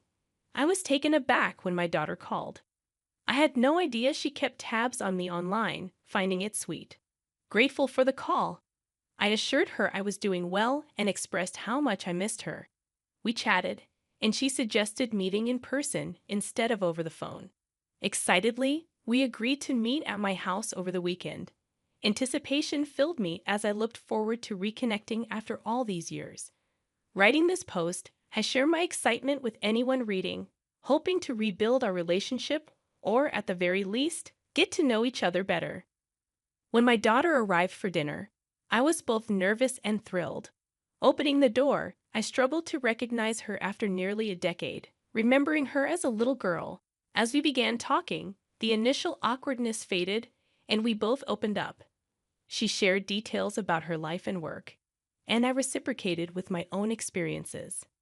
After dinner, we finally addressed the elephant in the room. I asked her why she never listened to my side of the story during the divorce and automatically sided with her mom. I acknowledged her mother's more significant presence as a stay-at-home mom compared to my long hours in construction. I admitted to doing my best to make time for her. In response, my daughter expressed regret about how things unfolded. She admitted to being too young to think things through and acknowledged manipulation by her mom's portrayal of me as the ultimate villain. Since she never heard my side of the story, she never questioned the narrative her mother presented.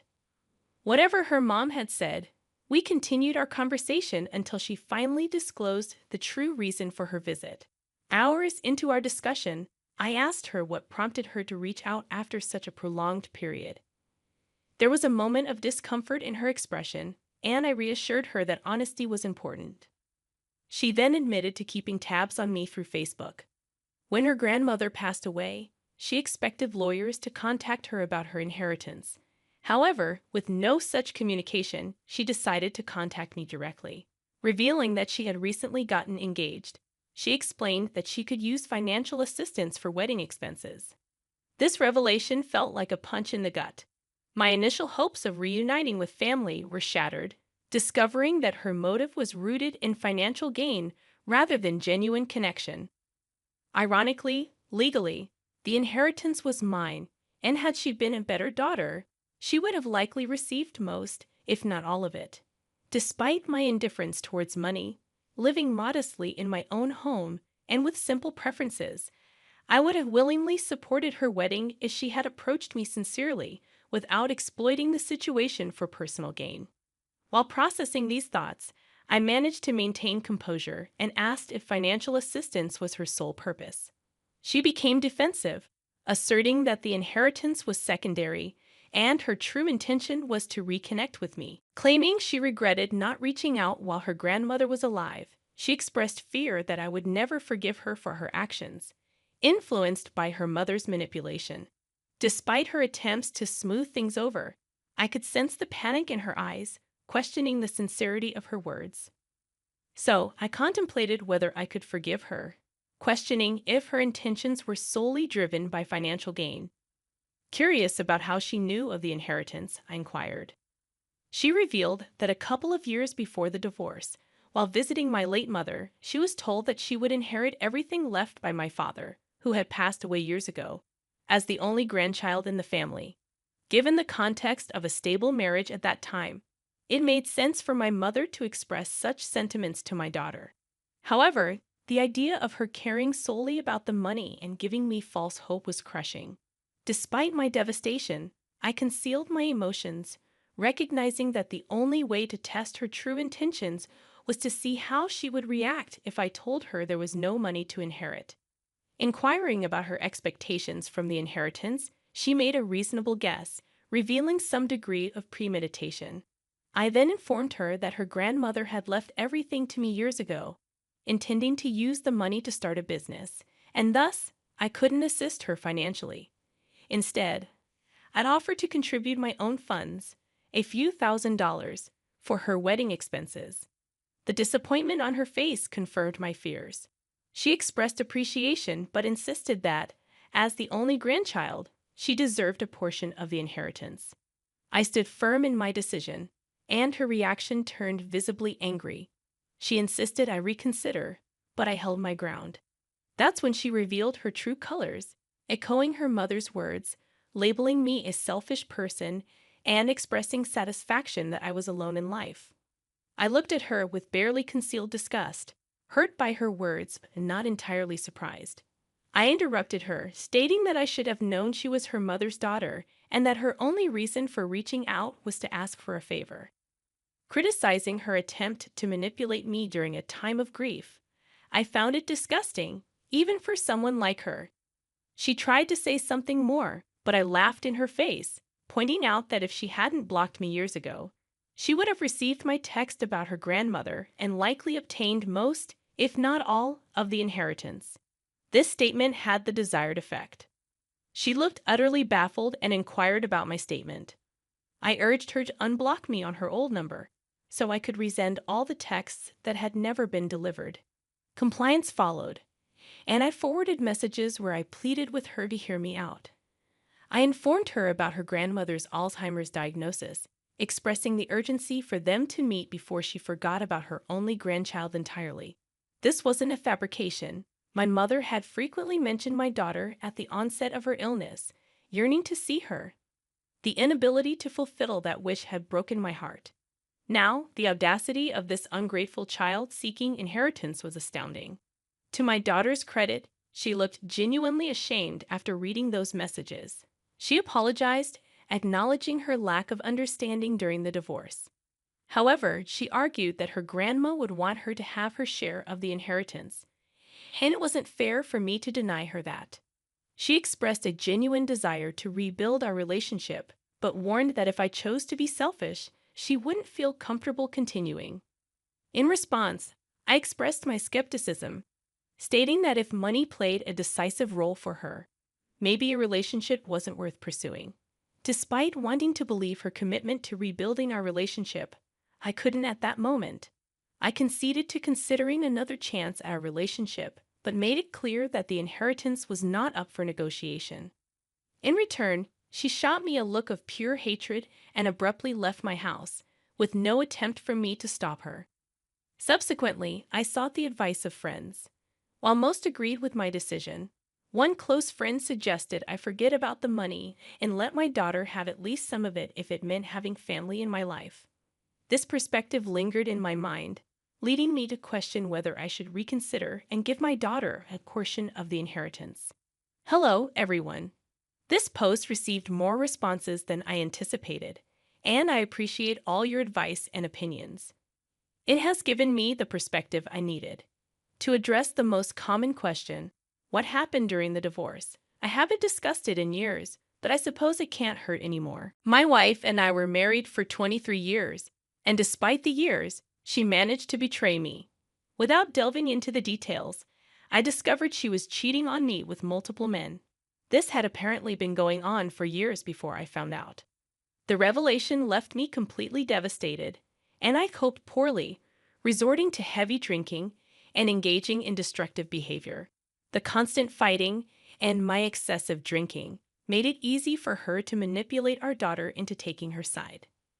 After nearly a year of living in such a tumultuous state and being separated, we confronted each other and ultimately got divorced.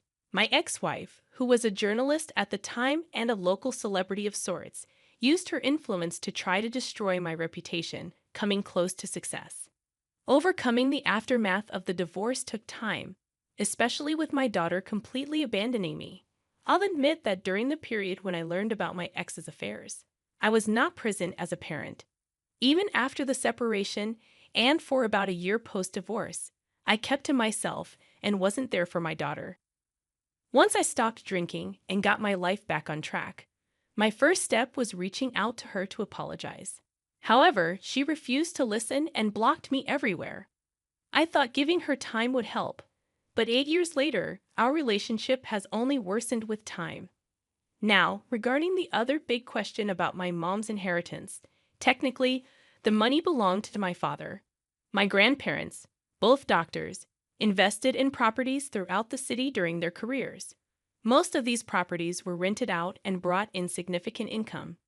My father passed away. When I was 21, I left everything to Mom, and all of it remained in her name during my marriage and for a few years after my divorce, while her health was still intact. Right after Mom passed away, I inherited everything as her sole heir. In the divorce, my wife received nothing except alimony until she remarried a few years ago. This was because, at the time, my mom owned everything. So, as things stand, my daughter never got close to owning anything. She was aware that her grandma was a landlady with a couple of heirloom properties, but I never accessed that money, as the income from my old construction business was more than enough for a comfortable life. I hope I've answered all your questions. Also, my daughter hasn't reached out to me since that night, and honestly, I don't expect her to. It seems she made it clear that she endured the whole reunion for the inheritance, and now that it's no longer on the table, I don't anticipate seeing her around anymore. I'd be lying if I said I'm not upset about it. But at this point, I've learned not to expect too much from people, regardless of who they are. So that's that. Thanks to all of you for the support. I appreciate it. I'm also considering putting myself out there, getting back into dating, and finding companionship, rather than expecting ghosts from my past to reappear. Update 2. It's been quite a week, everyone. I thought that would be my last and only update, but I guess life had other plans. I had just returned from work, contemplating going out with a couple of buddies, when the doorbell rang. I wasn't expecting anyone, but when I opened the door, there she was, my worst nightmare. She'd had changed her hair and lost some weight. It took me a couple of seconds to recognize her. After all, it's hard to forget someone you were together with for decades. Seeing her was quite a shock, to say the least. I didn't know what to say, so I just stood there awkwardly. She then asked if I had a moment to talk about some stuff. Though hesitant, I didn't want her standing at my door, so I invited her in. The atmosphere was undeniably awkward, as you can probably imagine. We engaged in small talk about this and that, and then she mentioned that she understood this was a little strange, but that there were some things she needed to tell me. I asked her to continue, and she explained that our daughter had reached out to her and informed her about the inheritance. I kind of saw that coming.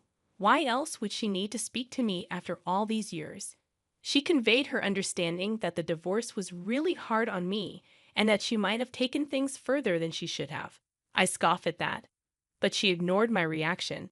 She continued, stating that I shouldn't punish our daughter for what happened between us, parroting some of the same sentiments my daughter had expressed, such as her being very young at the time of the divorce and my inability to be resentful toward her for choosing her mother over me, she went on.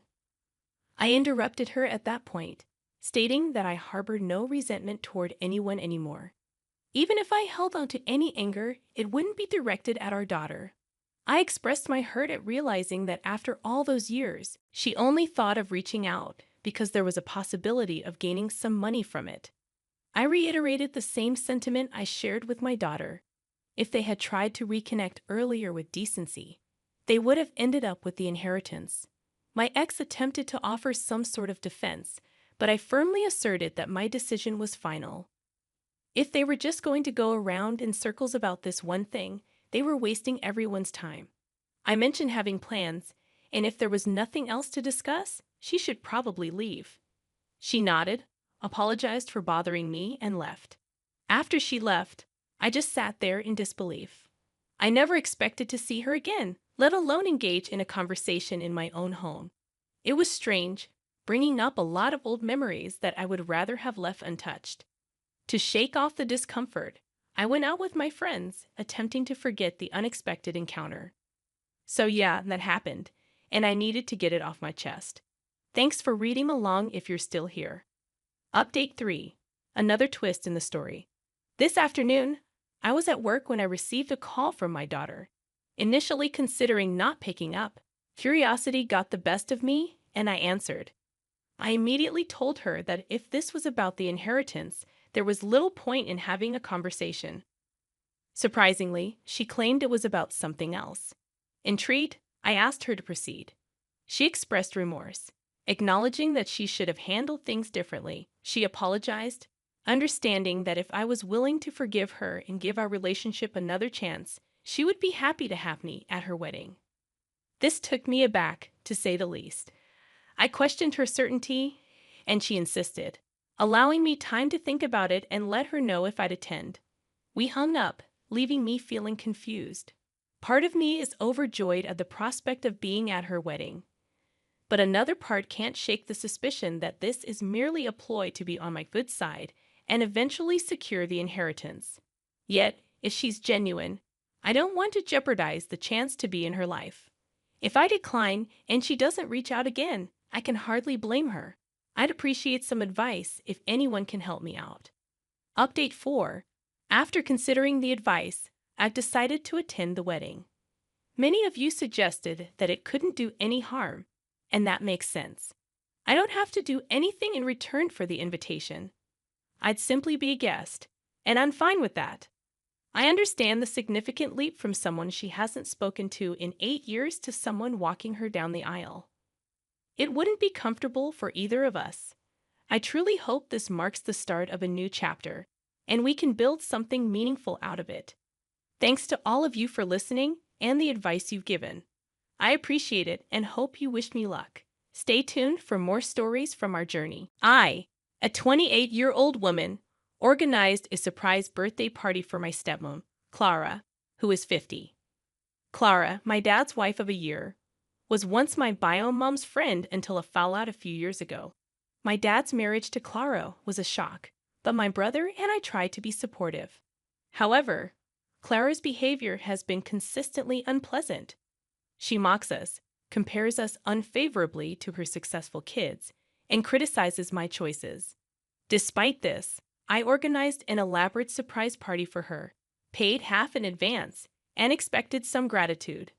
The party turned sour when Clara didn't appreciate the effort, nitpicked everything, and insulted me in front of guests. My dad laughed along, and I couldn't tolerate it. I confronted Clara, pointing out her ingratitude, and left the party. Later, my dad called, demanding I apologize to Clara, revealing that Clara's kids funded their lifestyle. I refused and decided to cut ties with my dad unless Clara apologized. In a twist, Clara unexpectedly apologized, but it turned out they expected me to foot the bill. I blocked them, and the restaurant pressed for payment, threatening my professional reputation. My dad, desperate to salvage the situation, paid the bills and repaid me. However, our relationship soared further. He accused me of abandoning him, and we're now on no-contact terms. My brother joined me in cutting ties, and even my mom is supportive. Despite sadness, I'm relieved not to deal with my dad and Clara anymore. Update 2. Despite blocking them, my dad paid the bills and repaid me. But our relationship worsened. We had a heated argument, and I decided to go no contact. My brother followed suit, and even my mom, who had already stopped talking to my dad, supports the decision. I'm upset, but it's a necessary step for my peace of mind. Stay tuned for more stories from our relationships.